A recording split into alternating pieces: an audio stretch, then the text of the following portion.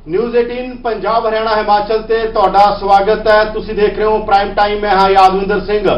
नशे नूं लैके लगातार पंजाब च चर्चा हुंदी है ते खास तौर दे उत्ते सिंथैटिक ड्रग किवें खत्म होवे और ट्रेडिशनल नशे किवें खत्म होने नूं लैके वड्डी चर्चा पंजाब दी सियासत चलदी रही है। सरकार जिसदी मर्जी होवे, अकाली दल जां कांग्रेस दी, कहा ही जाता है कि चिट्टा वध गया, चिट्टे नाल नौजवान मर रहे ने और अफीम भुक्की लगातार वध रही है। पर लॉकडाउन के दौर च, कर्फ्यू के दौर च नवे आंकड़े आए ने और किहड़े तस्करां दी गिरफ्तारी दे नाल और की तस्करां दी सप्लाई लाइन टुट चुकी है, नशे की सप्लाई लाइन टुट चुकी है। सब तो बड़ा सवाल है, क्योंकि अज असीं एक बड़ा खुलासा करन जा रहे हैं न्यूज़ 18 दे उत्ते। न्यूज़ 18 ते वो आंकड़े होणगे तुहाडे सामने और वो आंकड़े कोई होर नहीं होणगे, सरकार दे आंकड़े, डी एडिक्शन सेंटरां दे आंकड़े, जिहड़े जिथे जाके नौजवान दाखल होंदे ने। लॉकडाउन के दौर च, कर्फ्यू के दौर च किवें नौजवान दाखल हो रहे ने जाके डी एडिक्शन सेंटरां च, नशा रोकू केंद्रां दे अंदर पहुंच रहे ने।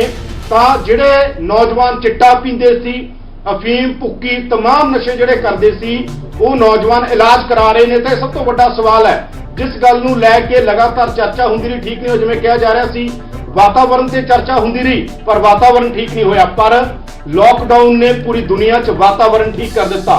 पंजाब च नशे की चर्चा होंदी रही, नशा खत्म नहीं होया, पर इको लॉकडाउन ने, इको कर्फ्यू ने पंजाब चो चिट्टा भी खत्म किया एक हद तक ते बाकी नशे भी खत्म किए ने। उहदी गवाही भरनगे आंकड़े तुहाडी स्क्रीन ते होणगे लगातार। पर उस तो पहला एक वड्डी खबर आ रही है, कैप्टन अमरिंदर सिंह ने अमित शाह नूं चिट्ठी लिखी है। कैप्टन अमरिंदर सिंह ने देश के गृह मंत्री अमित शाह नूं चिट्ठी लिखी है और सब तो वड्डी गल की है, शराब की विक्री ते केंद्र तो एक वड्डी मंग की हैगी। मालिया वधाउण दे लई रेवन्यू सब तो ज्यादा स्टेट का शराब तो आउंदा, तो यह कहा गया कि शराब का मालिया वधाउण लई पड़ाववार शराब बेचण की इजाजत दी जावे। यानी पंजाब शराब विके, सोशल डिस्टेंसिंग नाल विके ते नाल ही पड़ाववार विके, क्योंकि सब तो ज्यादा रेवन्यू जिहड़ा आउंदा स्टेट का वो शराब तो आउंदा। तो इस दे लई कैप्टन अमरिंदर सिंह ने अमित शाह नूं लैटर लिखिआ है। कैप्टन ने 3000 करोड़ की अंतरिम मदद भी मंगी है। कोरोना नाल नुकसान की जल्द भेजांगे विस्तृत रिपोर्ट। यह भी किया है जीएसटी का बकाया 4400 करोड़ भी तुरंत जारी करने की मंग की है। पर सब तो वड्डी गल की है, सब तो वड्डी गल है कि कैप्टन अमरिंदर सिंह ने कहा कि जे स्टेट का रेवन्यू बढ़ाउणा तां सानूं शराब वेचण की इजाजत दिओ। और एक फैक्ट आ कि स्टेट का सब तो वड्डा रेवन्यू शराब तो ही आउंदा, किसी भी स्टेट का, पंजाब का इकल्ली का नहीं, बाकी स्टेटां का भी जिहड़ा ज़्यादातर रेवन्यू आ वड्डे पद्धर ते रेवन्यू आ, यानी आमदन आ, मालिया जिहड़ा वो शराब तो आउंदा है। ते असीं शराब का जिक्र नहीं कर रहे, जिक्र हो रहा नाल चिट्टे का भी। चिट्टा पंजाब च किवें खत्म होया, चिट्टा पंजाब च किवें घटिया और किवें बाकी नशे घटे ने। पर शराब के उत्ते कैप्टन अमरिंदर सिंह मंग कर रहे ने कि बकायदा तौर के उत्ते शराब खोली जाए। शराब बेचण दे लई एक इस तरह का प्रोग्राम बकायदा तौर पर बने, पड़ाववार सोशल डिस्टेंसिंग दे नाल, जिहदे नाल कोई भी समस्या ना आवे ते स्टेट नूं आमदन आउंदी रहे, स्टेट का रेवन्यू ठीक रहे ताकि स्टेट बाकी काम कर सके। शराब पहला भी विकदी सी, पर लॉकडाउन के दौर च, कर्फ्यू के दौर च शराब बंद हुई सी। तो शराब बेचण दे लई कैप्टन अमरिंदर सिंह ने बहुत सारे पिछले दिनों सवाल भी हो रहे सी, बहुत सारे ठेकेदार ये गल कह रहे सी, तो कैप्टन अमरिंदर सिंह ने गृह मंत्री नूं पत्र लिखा। हुण देखना है कि अमित शाह की कहंदे ने, अमित शाह की इस मसले ते कोई जवाब दिंदे ने कि अमित शाह ने जिहड़े वो इस मसले के उत्ते कोई हामी भरदे ने कि शराब पंजाब च विके जां ना विके। कैप्टन अमरिंदर सिंह ने मोदी सरकार तो मंग की है बकायदा तौर पर कि शराब बेचण की इजाजत दिती जाए। तो कैप्टन अमरिंदर सिंह की इस मंग का समर्थन हुण देखना किस तरह का रिएक्शन आउंदा पूरे पंजाब चों, देश चों, केंद्र तो खास तौर पर केंद्र सरकार किस तरह रिएक्ट करती है इहदे ते। क्योंकि अगर पंजाब इजाजत मंग रहा तो हरियाणा भी नाल है, हिमाचल भी नाल है, राजस्थान है, उत्तर प्रदेश आ, बिहार आ, होर देश के सूबे ने, तो तमाम सूबे होर भी इस दे उत्ते मंग कर सकते हैं आने वाले दिनों च। कर्फ्यू भी सब तो पहला पंजाब ने लाया सी ते शराब की बिक्री भी इत्थे बंद हुई सी, ते सब तो पहला मंग भी पंजाब ही कर रहा कि शराब की बिक्री शुरू होनी चाहिए है।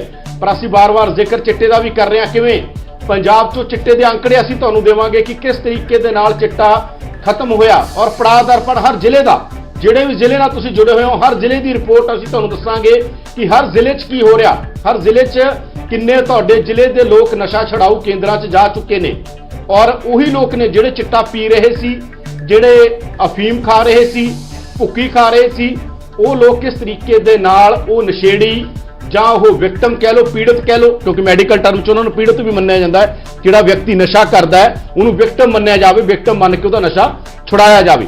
ਤਾਂ ਸਾਡੇ ਨਾਲ ਪੰਜਾਬ ਦੇ ਸਿਹਤ ਮੰਤਰੀ ਬਲਬੀਰ ਸਿੱਧੂ ਹੋਣਗੇ, ਕਿਉਂਕਿ ਇਹ ਸਿਹਤ ਵਿਭਾਗ ਨਾਲ ਜੁੜਿਆ ਹੋਇਆ ਮਾਮਲਾ। ਜਿੰਨੇ ਵੀ ਡੀ ਐਡਿਕਸ਼ਨ ਸੈਂਟਰ, ਨਸ਼ਾ ਰੋਕੂ ਜਿਹੜੇ ਕੇਂਦਰ ਦੇਖਦੇ ਹੋ ਪੂਰੇ ਪੰਜਾਬ, ਤੁਸੀਂ ਉਹ ਸਿਹਤ ਵਿਭਾਗ ਦੇ ਅੰਦਰ ਆਉਂਦੇ ਨੇ। ਤੇ ਸਾਡੇ ਨਾਲ ਡਾਕਟਰ ਅਨੂ ਚੋਪੜਾ ਹੋਣਗੇ। ਡਾਕਟਰ ਅਨੂ ਚੋਪੜਾ ਪੂਰੇ ਪੰਜਾਬ ਦੇ ਅੰਦਰ ਡੀ ਐਡਿਕਸ਼ਨ ਐਂਡ ਰਿਹੈਬਿਲਿਟੇਸ਼ਨ ਜਿਹੜੇ ਸੈਂਟਰ ਨੇ ਉਹਨਾਂ ਦੇ ਇੰਚਾਰਜ ਨੇ। ਪੂਰੇ ਪੰਜਾਬ ਦੀ ਮੈਂਟਲ ਹੈਲਥ ਜਿਹੜੀ ਨਾਲ ਜੁੜਿਆ ਹੋਇਆ ਮਸਲਾ ਇਹ, ਤਾਂ ਪੂਰੇ ਪੰਜਾਬ ਦੇ ਇੰਚਾਰਜ ਡਾਕਟਰ ਅਨੂ ਚੋਪੜਾ ਨੇ। ਪੂਰੇ ਪੰਜਾਬ 'ਚੋਂ ਕਿਸ ਤਰ੍ਹਾਂ ਦੇ ਅੰਕੜੇ ਨੇ ਔਰ ਉਹਨਾਂ ਤੇ ਵੀ ਸਮਝਾਂਗੇ ਕਿਸ ਕਿਸ ਤਰ੍ਹਾਂ ਦੇ ਕੇਸ ਆ ਰਹੇ ਨੇ। ਤਾਂ ਸ਼ਰਾਬ ਦੀ ਇੱਕ ਪਾਸੇ ਕੈਪਟਨ ਅਮਰਿੰਦਰ ਸਿੰਘ ਸਰਕਾਰ ਕਹਿ ਰਹੀ ਹੈ ਕਿ ਸ਼ਰਾਬ ਆ ਜਿਹੜੀ ਉਹ ਸ਼ੁਰੂ ਹੋਵੇ, ਸ਼ਰਾਬ ਵਿਕਣੀ ਸ਼ੁਰੂ ਹੋਵੇ, ਕੇਂਦਰ ਨੂੰ ਪੱਤਰ ਲਿਖਿਆ ਜਾ ਚੁੱਕਿਆ ਹੈ। ਦੂਜੇ ਪਾਸੇ ਪੰਜਾਬ 'ਚੋਂ ਸਿੰਥੈਟਿਕ ਡਰੱਗ, ਜਿਹਦਾ ਪੰਜਾਬ ਦੀ ਸਿਆਸਤ ਪਿਛਲੇ 15-20 ਸਾਲਾਂ ਤੋਂ ਜ਼ਬਰਦਸਤ ਤਰੀਕੇ ਨਾਲ ਰੌਲਾ ਪੈਂਦਾ ਰਿਹਾ ਕਿ ਸਰਕਾਰ ਕੈਪਟਨ ਦੀ ਆ ਜਾਏ ਜਾਂ ਬਾਦਲ ਦੀ, ਪਰ ਸਿੰਥੈਟਿਕ ਡਰੱਗ ਖਤਮ ਨਹੀਂ ਹੁੰਦਾ। ਇਹ ਰੌਲਾ ਆਮ ਤੌਰ ਤੇ ਰਹਿੰਦਾ ਪੰਜਾਬ 'ਚ, ਪਰ ਇਹ ਰੌਲਾ ਲਾਕਡਾਊਨ ਤੇ ਕਰਫਿਊ 'ਚ ਖਤਮ ਹੋਇਆ। ਅੰਕੜੇ ਤੁਹਾਨੂੰ ਦੇਵਾਂਗੇ, ਇਸ ਕਰਕੇ ਜੁੜੇ ਰਹੋ ਸਾਡੇ ਨਾਲ। ਹਰ ਉਹ ਚੀਜ਼, ਨਿੱਕੀ ਨਿੱਕੀ ਚੀਜ਼ ਤੁਸੀਂ ਸਾਨੂੰ ਫੇਸਬੁੱਕ ਪੇਜ ਤੇ ਵੀ ਦੱਸ ਸਕਦੇ ਹੋ, ਹਰ ਉਹ ਜ਼ਿਲ੍ਹੇ ਦਾ ਅੰਕੜਾ। ਤੇ ਅਸੀਂ ਸ਼ੁਰੂ ਕਰਾਂਗੇ ਬਕਾਇਦਾ ਤੌਰ ਤੇ। ਸਾਡੇ ਨਾਲ 3 ਮਹਿਮਾਨ ਜੁੜ ਚੁੱਕੇ ਨੇ, ਬਲਬੀਰ ਸਿੱਧੂ ਸਿਹਤ ਮੰਤਰੀ, ਡਾਕਟਰ ਅਨੂ ਚੋਪੜਾ ਜਿਹੜੇ ਇੰਚਾਰਜ ਨੇ, ਔਰ ਸਾਡੇ ਨਾਲ ਮਿੰਟੂ ਗੁਰਸਰੀਆ ਜੁੜੇ ਨੇ। ਮਿੰਟੂ ਗੁਰਸਰੀਆ ਕੌਣ ਨੇ? ਲੇਖਕ ਨੇ। ਤੇ ਮਿੰਟੂ ਗੁਰਸਰੀਆ ਉਹ ਸ਼ਖਸ ਨੇ ਜਿਨ੍ਹਾਂ ਨੇ ਖੁਦ ਨਸ਼ਾ ਛੱਡਿਆ, ਜਿਹੜੇ ਨਸ਼ਾ ਛੱਡ ਕੇ ਔਰ ਕਿਸੇ ਦੌਰ 'ਚ ਬਹੁਤ ਵੱਡੇ ਪੱਧਰ ਤੇ ਨਸ਼ੇ ਸੀ, ਅੱਜ ਕੱਲ੍ਹ ਇੱਕ ਸਮਾਜ ਸੇਵਕ ਦੇ ਤੌਰ ਤੇ ਵੀ ਕੰਮ ਕਰਦੇ ਨੇ, ਇੱਕ ਲੇਖਕ ਦੇ, ਪੱਤਰਕਾਰ ਦੇ, ਹਰ ਤਰ੍ਹਾਂ ਦੀ ਭੂਮਿਕਾ 'ਚ ਮਿੰਟੂ ਗੁਰਸਰੀਆ ਹੁੰਦੇ ਨੇ। ਤਾਂ ਉਹਨਾਂ ਤੋਂ ਪੁੱਛਾਂਗੇ ਕਿ ਕਿਵੇਂ ਜਦੋਂ ਤੋੜ ਲੱਗਦੀ ਹੈ ਕਿਸੇ ਨੂੰ, ਜਦੋਂ ਕਿ ਨਸ਼ਾ ਛੱਡਦਾ ਫਿਰ ਉਹਨੂੰ ਕਿਵੇਂ ਸੈਂਟਰ ਤੱਕ ਉਹ ਆਉਂਦਾ ਹੈ, ਤੇ ਇਹ ਕਿਸ ਤਰ੍ਹਾਂ ਦਾ ਸ਼ਗਨ ਆ ਔਰ ਕੀ ਉਹਨਾਂ ਦੇ ਇਲਾਕੇ 'ਚ ਹੋ ਰਿਹਾ, ਕਿ ਵਾਕਈ ਇਹ ਫਿਗਰ ਠੀਕ ਨੇ। ਸਾਡੇ ਨਾਲ ਬਲਬੀਰ ਸਿੱਧੂ ਨੂੰ ਸਭ ਤੋਂ ਪਹਿਲਾਂ, ਸਿੱਧੂ ਜੀ ਸਭ ਤੋਂ ਪਹਿਲਾਂ ਇਹ ਦੱਸੋ ਕਿ ਟੋਟਲ ਅੰਕੜਾ ਜਿਹੜਾ ਇਸ ਟਾਈਮ ਤੁਹਾਡੇ ਕੋਲ ਆ, ਲਾਕਡਾਊਨ ਤੋਂ ਪਹਿਲਾਂ ਤੁਹਾਡੇ ਸੈਂਟਰਾਂ 'ਚ ਕਿੰਨੇ ਲੋਕ ਸੀ, ਉਸ ਤੋਂ ਬਾਅਦ ਕਿੰਨੇ ਵਧੇ ਆ, ਫਿਰ ਆਪਾਂ ਜ਼ਿਲ੍ਹੇਵਾਰ ਵੀ ਚੱਲਾਂਗੇ ਜੀ। ਇੱਦਾਂ ਕਿ ਮੈਂ ਦੱਸਣਾ ਚਾਹੁੰਦਾ ਕਿ ਵੀ ਜਿਹੜਾ ਇਹ ਨਸ਼ਾ ਛੁਡਾਊ ਸਾਡੀ ਮੁਹਿੰਮ ਹੈ, ਪਹਿਲੀ ਗੱਲ ਤਾਂ ਸਾਡੀ ਸਰਕਾਰ ਬਣਨ ਤੋਂ ਪਹਿਲਾਂ ਜਦੋਂ ਸਾਡਾ ਲਾਸਟ ਰੈਲੀ ਹੋਈ ਹੈ ਬਠਿੰਡੇ ਦੇ ਵਿੱਚ, ਸਾਡੇ ਸੂਬੇ ਦੇ ਮੁੱਖ ਮੰਤਰੀ ਸਾਹਿਬ ਨੇ ਲੋਕਾਂ ਨੇ ਇੱਕ ਵਾਅਦਾ ਕੀਤਾ ਸੀ ਕਿ ਮੈਂ ਪੰਜਾਬ ਨੂੰ ਨਸ਼ਾ ਮੁਕਤ ਤੇ ਕਰਜ਼ਾ ਮੁਕਤ ਕਰਨਾ ਹੈ ਜੀ। ਔਰ ਉਹਦੇ ਵਿੱਚ ਜਿਹੜੀ ਸਾਡੀ ਸਫਲਤਾ ਡੇ ਬਾਈ ਡੇ ਬਹੁਤ ਅੱਛੀ ਅਸੀਂ ਕਰ ਰਹੇ ਹਾਂ। ਅਸੀਂ ਉਹਨੂੰ ਜਿਸ ਤਰੀਕੇ ਨਾਲ ਹੁਣ ਸਾਡੇ ਕੋਲੇ ਅੰਕੜੇ ਵੱਧ ਰਹੇ ਨੇ, ਉਸ ਤਰੀਕੇ ਨਾਲ ਮੈਂ ਲੱਗਦਾ ਵੀ 5 ਸਾਲਾਂ ਦੇ ਵਿੱਚ ਪੰਜਾਬ ਦਾ ਵਿੱਚੋਂ ਅਸੀਂ ਹਿਰਨ ਦਾ ਜਾਂ ਭੁੱਕੀ ਦਾ ਤਾਜ਼ਾ ਅੰਕੜਿਆਂ ਦੇ ਤੇ ਸਫਾਇਆ ਕਰ ਦਿਆਂਗੇ। ਅੱਜ ਮੈਂ ਦੱਸਣਾ ਚਾਹੁੰਦਾ ਕਿ ਲੈ ਕੇ 23 ਆਪਣਾ ਜੋ 22/3 ਤੋਂ ਲੈ ਕੇ ਜੀ ਅੱਜ ਤੱਕ 22/3 ਦਾ ਜਦੋਂ ਤੋਂ ਕਰਫਿਊ ਲੱਗਾ, ਜਦੋਂ ਤੋਂ ਲਾਕਡਾਊਨ ਆ ਪੂਰੇ ਲਾਕਡਾਊਨ ਤੋਂ ਲੈ ਕੇ ਹੁਣ ਤੱਕ ਅਸੀਂ 48,441 ਬੰਦੇ ਨਵੇਂ ਸਾਡੇ ਕੋਲ ਰਜਿਸਟਰਡ ਹੋਏ ਨੇ। ਜਿਹੜੀ ਸਾਡੀ ਪਹਿਲਾਂ ਵਾਲੀ ਫਿਗਰ ਸੀ 4,14,000 ਬੰਦਿਆਂ ਨੇ ਮੈਡੀਸਿਨ ਲਈ ਸੀ, ਤੇ ਹੁਣ 4,62,000 ਬੰਦੇ ਸਾਡੇ ਕੋਲ। ਜਿਹੜੇ 48,000 ਬੰਦੇ ਨੇ ਆ ਕੇ ਦਾਖਲ ਹੋਏ ਨੇ ਤੁਹਾਡੇ ਦਾਖਲ ਹੋਏ ਨੇ ਨਸ਼ਾ ਛਡਾਊ ਕੇਂਦਰਾਂ 'ਚ, ਦਾਖਲ ਹੋਏ ਨੇ। ਬਹੁਤ ਵੱਡੀ ਇਸ ਟਾਈਮ ਜਿਹੜੀ ਸਭ ਤੋਂ ਵੱਡੀ ਖਬਰ ਨਿਊਜ਼ 18 ਤੇ ਤੁਸੀਂ ਸੁਣ ਰਹੇ ਹੋ, ਲਾਕਡਾਊਨ ਤੋਂ ਬਾਅਦ, ਕਰਫਿਊ ਤੋਂ ਬਾਅਦ 48,000 ਜਿਹੜੇ ਪੰਜਾਬ 'ਚ ਨਸ਼ਾ ਕਰਦੇ ਸੀ ਵੱਖ-ਵੱਖ ਤਰ੍ਹਾਂ ਦਾ, ਉੱਤੇ ਜਾਵਾਂਗੇ। ਇਸੇ ਕਰਕੇ ਅਸੀਂ ਡਿਟੇਲ 'ਚ ਜਾਵਾਂਗੇ, ਤੁਹਾਡੇ ਜ਼ਿਲ੍ਹੇ ਦਾ ਹਰ ਅੰਕੜਾ ਮਿਲੂਗਾ, ਤੁਹਾਡੇ ਜ਼ਿਲ੍ਹੇ 'ਚ ਕੀ ਹੋ ਰਿਹਾ।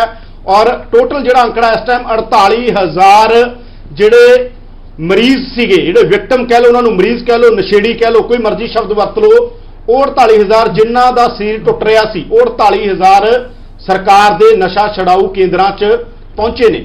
48,000 ਇਹ ਸਿੱਧੂ ਸਾਹਿਬ ਜੇ ਮੈਂ ਪੁੱਛਾਂ ਇਹ ਇੱਕੋ ਦਮ ਆਏ ਜਾਂ ਨਹੀਂ? ਇਦਾਂ ਹੈਗਾ ਕਿ ਵੀ ਸਾਡੇ ਕੋਲੇ ਹਰ ਜ਼ਿਲ੍ਹਾ ਵਾਈਜ਼ ਅੰਕੜਾ ਹੈਗਾ। ਸਾਡਾ ਇੱਕ ਪਾਇਲਟ ਪ੍ਰੋਜੈਕਟ ਸਾਡੇ ਸੀਐਮ ਸਾਹਿਬ ਨੇ ਸਟਾਰਟ ਕੀਤੇ 2017 ਦੇ ਵਿੱਚ ਜੀ। ਅਸੀਂ ਉਹ ਸਭ ਤੋਂ ਪਹਿਲਾਂ 3 ਜ਼ਿਲ੍ਹੇ ਅੰਮ੍ਰਿਤਸਰ, ਤਰਨਤਾਰਨ ਤੇ ਮੋਗਾ ਲਏ ਸੀ, ਤੇ ਉੱਥੇ ਅਸੀਂ ਓਟ ਕਲੀਨਿਕ ਵਗੈਰਾ ਖੋਲੇ ਸੀਗੇ, ਤੇ ਉੱਥੋਂ ਸਾਨੂੰ ਬੜੀ ਸਫਲਤਾ ਹਾਸਲ ਹੋਣੀ ਸ਼ੁਰੂ ਹੋਈ।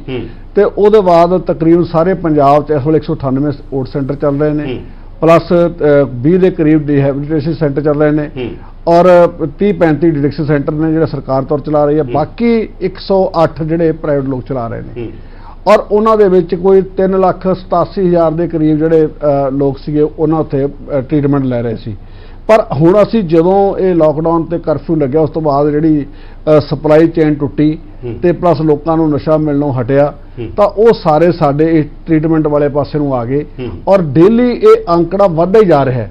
ਆਉਣ ਵਾਲੇ ਬੰਦਿਆਂ ਦਾ ਪੂਰੇ ਅੰਕੜਾ ਪੰਜਾਬ ਤੋਂ ਟੋਟਲ, ਮੈਂ ਅੱਗੇ ਦਾ ਅਸੀਂ ਸੈਗਰੀਗੇਸ਼ਨ ਵੀ ਕਰਾਂਗੇ ਤੇ ਨਾਲ ਅਸੀਂ ਡਾਕਟਰ ਅਨੂ ਚੋਪੜਾ ਸਾਡੇ ਨਾਲ ਨੇ ਕਿ ਇਹ 'ਚ ਚਿੱਟੇ ਵਾਲੇ ਕਿੰਨੇ ਨੇ, ਇਹਦੇ ਚੋਂ ਦੂਸਰੇ ਕਿੰਨੇ ਨੇ। ਡਾਕਟਰ ਅਨੂ, ਮੰਤਰੀ ਜੀ ਜਿਵੇਂ ਦੱਸ ਰਹੇ ਨੇ, ਤੁਸੀਂ ਇੱਕ ਡਾਕਟਰ ਹੋ, ਤੁਸੀਂ ਇਸ ਮਸਲੇ ਦੇ ਮਾਹਰ ਹੋ, ਤੁਸੀਂ ਪੂਰੇ ਪੰਜਾਬ ਦੇ ਇੰਚਾਰਜ ਹੋ, ਡੀ ਐਡਿਕਸ਼ਨ ਰਿਹੈਬਿਲਿਟੇਸ਼ਨ ਦੀ, ਮੈਂਟਲ ਹੈਲਥ ਸਾਰੀ ਤੁਸੀਂ ਦੇਖਦੇ ਹੋ, ਤਾਂ ਡਾਕਟਰ ਨੂੰ ਕਿੰਨੇ, ਜੇ ਅਸੀਂ ਕਹੀਏ ਕਿ ਇਹਦੇ 'ਚ ਟੋਟਲ ਕਿੰਨੇ ਕਿਸ ਤਰ੍ਹਾਂ ਦੀ, ਜੇ ਅਸੀਂ ਕਹੀਏ ਕਿ ਚਿੱਟੇ ਵਾਲੇ ਕਿੰਨੇ ਸੀ ਇਹਦੇ 'ਚ, ਭੁੱਕੀ ਫੀਮ ਵਾਲੇ, ਪੌਪੀ ਹਸਕ ਵਾਲੇ ਕਿੰਨੇ ਸੀ, ਕਿੰਨੇ ਉਹ ਜਿਹੜੇ ਨਸ਼ੇੜੀ ਸੀ ਜਿਹੜੇ ਤੁਹਾਡੇ ਕੋਲ ਵੱਖ-ਵੱਖ ਕੈਟਾਗਰੀ 'ਚ ਪਹੁੰਚੇ ਨੇ, ਔਰ ਕਿੰਨੇ ਦਿਨਾਂ 'ਚ, ਜਿਵੇਂ ਜੇ ਤੁਸੀਂ ਥੋੜਾ ਜਿਹਾ ਹੋਰ ਡਿਟੇਲ 'ਚ ਕਰੋ, ਜੋ ਮੰਤਰੀ ਜੀ ਨੇ ਅੰਕੜਾ ਦਿੱਤਾ, ਕਿੰਨੇ ਕਿਸ ਤਾਦਾਦ 'ਚ ਤੁਹਾਡੇ ਕੋਲ ਆਏ, ਕਿ ਪਹਿਲੇ 10 ਦਿਨਾਂ 'ਚ ਜ਼ਿਆਦਾ ਆਏ ਜਾਂ ਹੁਣ ਜ਼ਿਆਦਾ ਆ ਰਹੇ ਨੇ ਜੀ?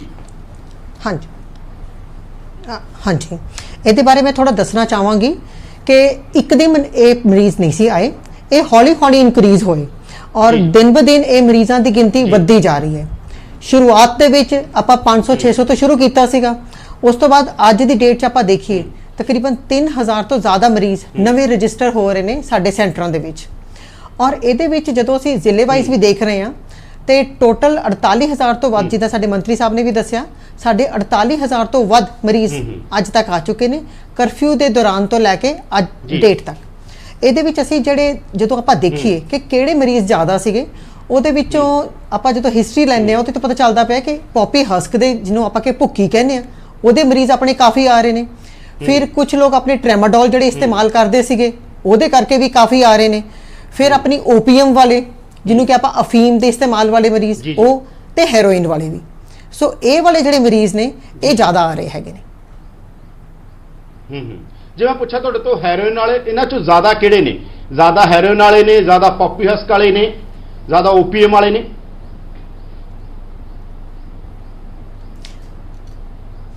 ਸਭ ਤੋਂ ਜ਼ਿਆਦਾ ਤਾਂ ਪੌਪੀ ਹਸਕ ਵਾਲੇ ਨੇ, ਫਿਰ ਵਿੱਚ ਹੈਰੋਇਨ ਵਾਲੇ ਵੀ ਨੇ ਤੇ ਟ੍ਰੈਮਾਡੋਲ ਵਾਲੇ ਵੀ ਨੇ। ਜੀ ਜੀ, ਤਾਂ ਡਾਕਟਰ ਨੂੰ ਦੱਸ ਰਹੇ ਨੇ ਅਸੀਂ, ਜਿਹੜੀ ਸਭ ਤੋਂ ਤੁਹਾਨੂੰ ਦੱਸ ਰਹੇ ਹਾਂ ਕਿ 48000, ਇੱਕ ਗੱਲ ਨੂੰ ਜਿਹੜੀ ਆਪਾਂ ਕਹਿ ਰਹੇ ਹਾਂਗੇ ਕਿ ਕੁਦਰਤ ਠੀਕ ਹੋਈ ਹੈ, ਜਿਵੇਂ ਲੋਕਡਾਊਨ ਦੇ ਨਾਲ ਨੇਚਰ 'ਚ ਪਾਣੀ ਠੀਕ ਹੋ ਗਿਆ, ਹਵਾ ਠੀਕ ਹੋ ਗਈ ਸਾਡੀ, ਉਸੇ ਤਰੀਕੇ ਦੇ ਨਾਲ ਨਸ਼ਾ ਪੰਜਾਬ ਤੋਂ ਖਤਮ ਨਹੀਂ ਹੋ ਰਿਹਾ ਸੀ। ਪਰ ਇੱਕ ਪੋਜ਼ਿਟਿਵ ਚੀਜ਼ ਲੋਕਡਾਊਨ ਤੇ ਕਰਫਿਊ ਦੀ ਦੇਖਣ ਨੂੰ ਮਿਲ ਰਹੀ ਹੈ।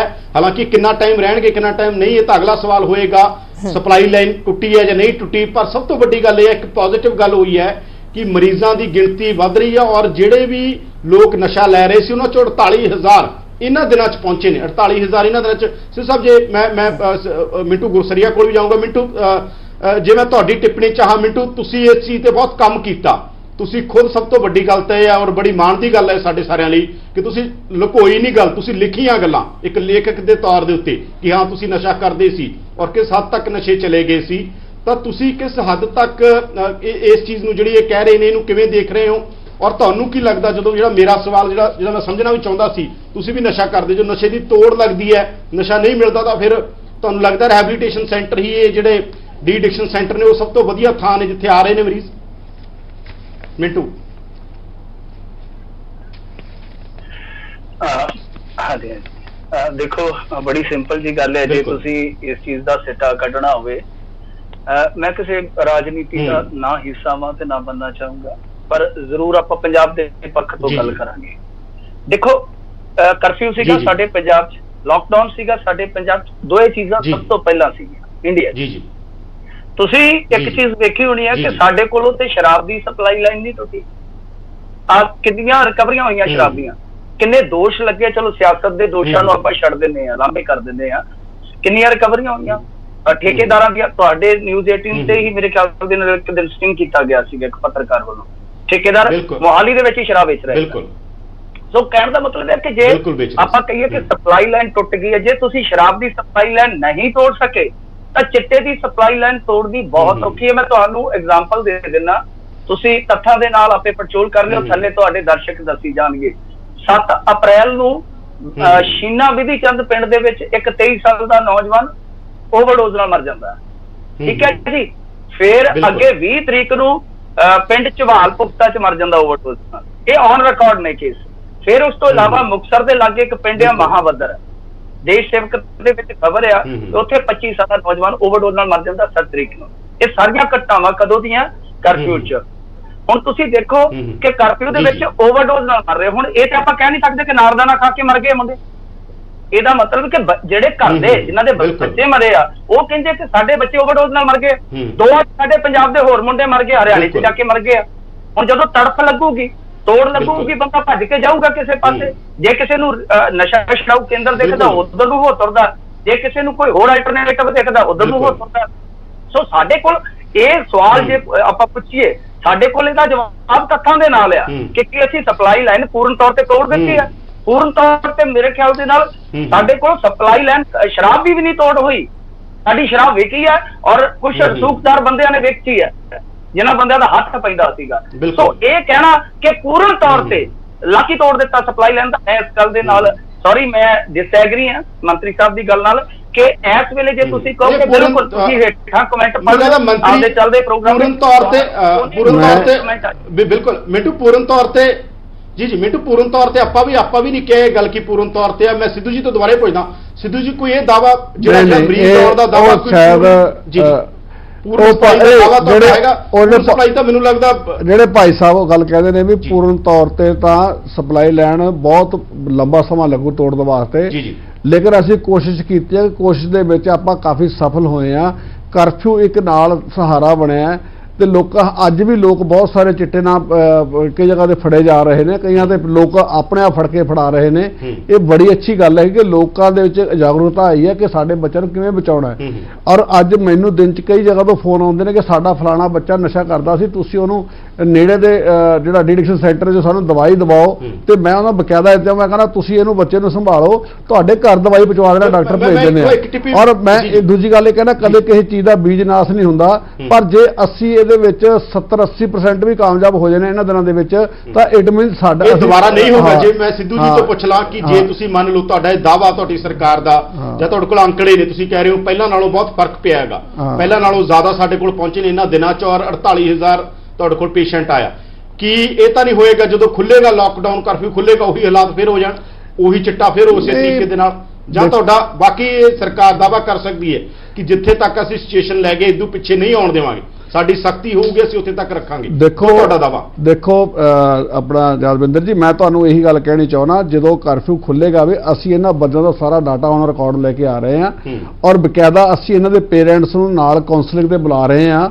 ਕਿ ਇਹਨਾਂ ਦੀ ਕਾਉਂਸਲਿੰਗ ਕਰਕੇ ਉਹਨਾਂ ਦੇ ਬੱਚਿਆਂ ਨੂੰ ਸਹੀ ਰਸਤੇ ਕਿੱਦਾਂ ਪਾਇਆ ਜਾ ਸਕਦਾ ਹੈ। ਔਰ ਮੈਂ ਡੇਲੀ ਤੁਹਾਡੇ ਰਾਹੀਂ ਅਪੀਲ ਵੀ ਕਰਦਾ, ਮੈਂ ਅਖਬਾਰ ਰਾਹੀਂ ਵੀ ਅਪੀਲ ਕਰਦਾ ਵੀ ਭਾਈ ਜਿਹੜੇ ਬੱਚੇ ਗਲਤ ਰਸਤੇ ਪੈਂਦੇ ਉਹਨਾਂ ਦੇ ਮਾਤਾ ਪਿਤਾ ਨੂੰ ਹੁਣ ਬੜਾ ਇੱਕ ਸੁਨਹਿਰੀ ਮੌਕਾ ਹੈਗਾ, ਇਹਦਾ ਫਾਇਦਾ ਉਠਾ ਕੇ ਬੱਚਿਆਂ ਨੂੰ ਸਮਝਾ ਬੁਝਾ ਕੇ ਇਸ ਪਾਸੇ ਲੈ ਕੇ ਆਉਣ ਤਾਂ ਕਿ ਉਹ ਟ੍ਰੀਟਮੈਂਟ ਵਾਲੇ ਪਾਸੇ ਆ ਜਾਣ। ਕੀ ਲੱਗਦਾ ਤੁਹਾਨੂੰ ਲੱਗਦਾ ਜਿਹੜੀ ਤਸਵੀਰ ਆ, ਕਿਉਂਕਿ ਤੁਹਾਡਾ ਇੱਕ ਪਰਸਨਲ ਐਕਸਪੀਰੀਅੰਸ ਵੀ ਹੈ, ਤੁਸੀਂ ਇਹਨਾਂ ਸਾਰੀਆਂ ਨਸ਼ਾ ਰੋਕੂ ਮੁਹਿੰਮਾਂ 'ਚ ਸ਼ਾਮਲ ਵੀ ਰਹੇ ਹੋ, ਤੁਹਾਨੂੰ ਕੀ ਲੱਗਦਾ ਜਿਹੜੇ ਅੰਕੜੇ ਨੇ, ਜਿਹੜੀ ਇਹ ਤਸਵੀਰ ਆ, ਕਈ ਵਾਰ ਸਰਕਾਰਾਂ ਦੇ ਅੰਕੜਿਆਂ ਤੇ ਵੀ ਸਵਾਲ ਖੜੇ ਹੋ ਜਾਂਦੇ ਨੇ, ਤੁਹਾਨੂੰ ਕੀ ਲੱਗਦਾ ਜਿਹੜੀ ਇਹ ਤਸਵੀਰ ਆ ਇਹ ਇੱਕ ਪੱਖਤਾ ਹੈ, ਇਹ ਚੀਜ਼ਾਂ ਦਾ ਇੱਕ ਪੱਖ ਹੈ, ਇੱਕ ਪੱਖ ਦੇ ਨਾਲ ਕੁਝ ਚੀਜ਼ਾਂ ਠੀਕ ਹੋਈਆਂ ਨੇ ਜੇ ਉਹਨਾਂ ਨੂੰ ਸਟੇਬਲ ਰੱਖ ਲਿਆ ਜਾਵੇ, ਜਾਂ ਤੁਹਾਨੂੰ ਲੱਗਦਾ ਇਹ ਸਿਰਫ ਹਵਾ ਹੀ ਹੈ ਸਭ ਕੁਝ?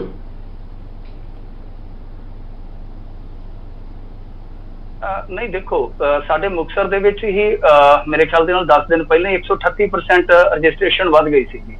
ਸੋ ਇਹ ਇੱਕ ਫਾਇਦਾ ਸੀ, ਮੈਂ ਉਸ ਦਿਨ ਵੀ ਕਿਹਾ ਸੀਗਾ।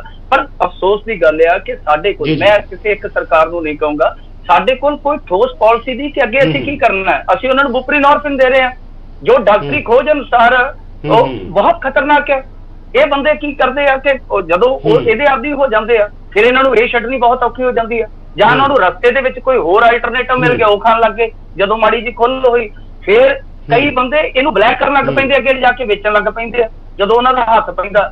ਸੋ ਸਾਡੇ ਕੋਲ ਪਾਲਿਸੀ ਇਸ ਤਰ੍ਹਾਂ ਦੀ ਹੋਣੀ ਚਾਹੀਦੀ ਹੈ। ਮੰਤਰੀ ਸਾਹਿਬ ਨੇ ਕਿਹਾ ਕਿ ਕਾਉਂਸਲਿੰਗ ਕਰ ਰਹੇ ਹਾਂ, ਹੁਣ ਮੰਤਰੀ ਸਾਹਿਬ ਤੋਂ ਤੁਸੀਂ ਪੁੱਛਿਓ ਕਿ ਔਨ ਰਿਕਾਰਡ, ਹਾਂਜੀ ਔਨ ਰਿਕਾਰਡ ਪੁੱਛਿਓ ਕਿ ਕਾਉਂਸਲਰ ਕਿੰਨੇ ਆ ਸਾਡੇ ਕੋਲ ਪੂਰੇ ਪੰਜਾਬ 'ਚ, ਕਾਉਂਸਲਰ ਕਿੰਨੇ ਤੇ ਨਸ਼ੇੜੀ ਕਿੰਨੇ ਆ? ਅਸੀਂ ਕੀ ਕੱਲੇ ਦੀ ਕਾਉਂਸਲਿੰਗ ਕਰ ਪਾ ਰਹੇ ਹਾਂ ਕਿ ਸਾਡੇ ਕੋਲ ਠੋਸ ਪਾਲਿਸੀ ਹੈ? ਕਿਉਂਕਿ ਇਹ ਦੇਖੋ, ਇਹ ਯਾਦਵਿੰਦਰ ਜੀ ਇੱਕ ਸੁੱਕਾ ਖੂਹ ਹੈ ਜਿਹਦੇ ਵਿੱਚ ਕੋਈ ਬੰਦਾ ਡਿੱਗਿਆ, ਇਹ ਦੋ ਪਾਸਿਓਂ ਜੋਰ ਲੱਗਣਾ।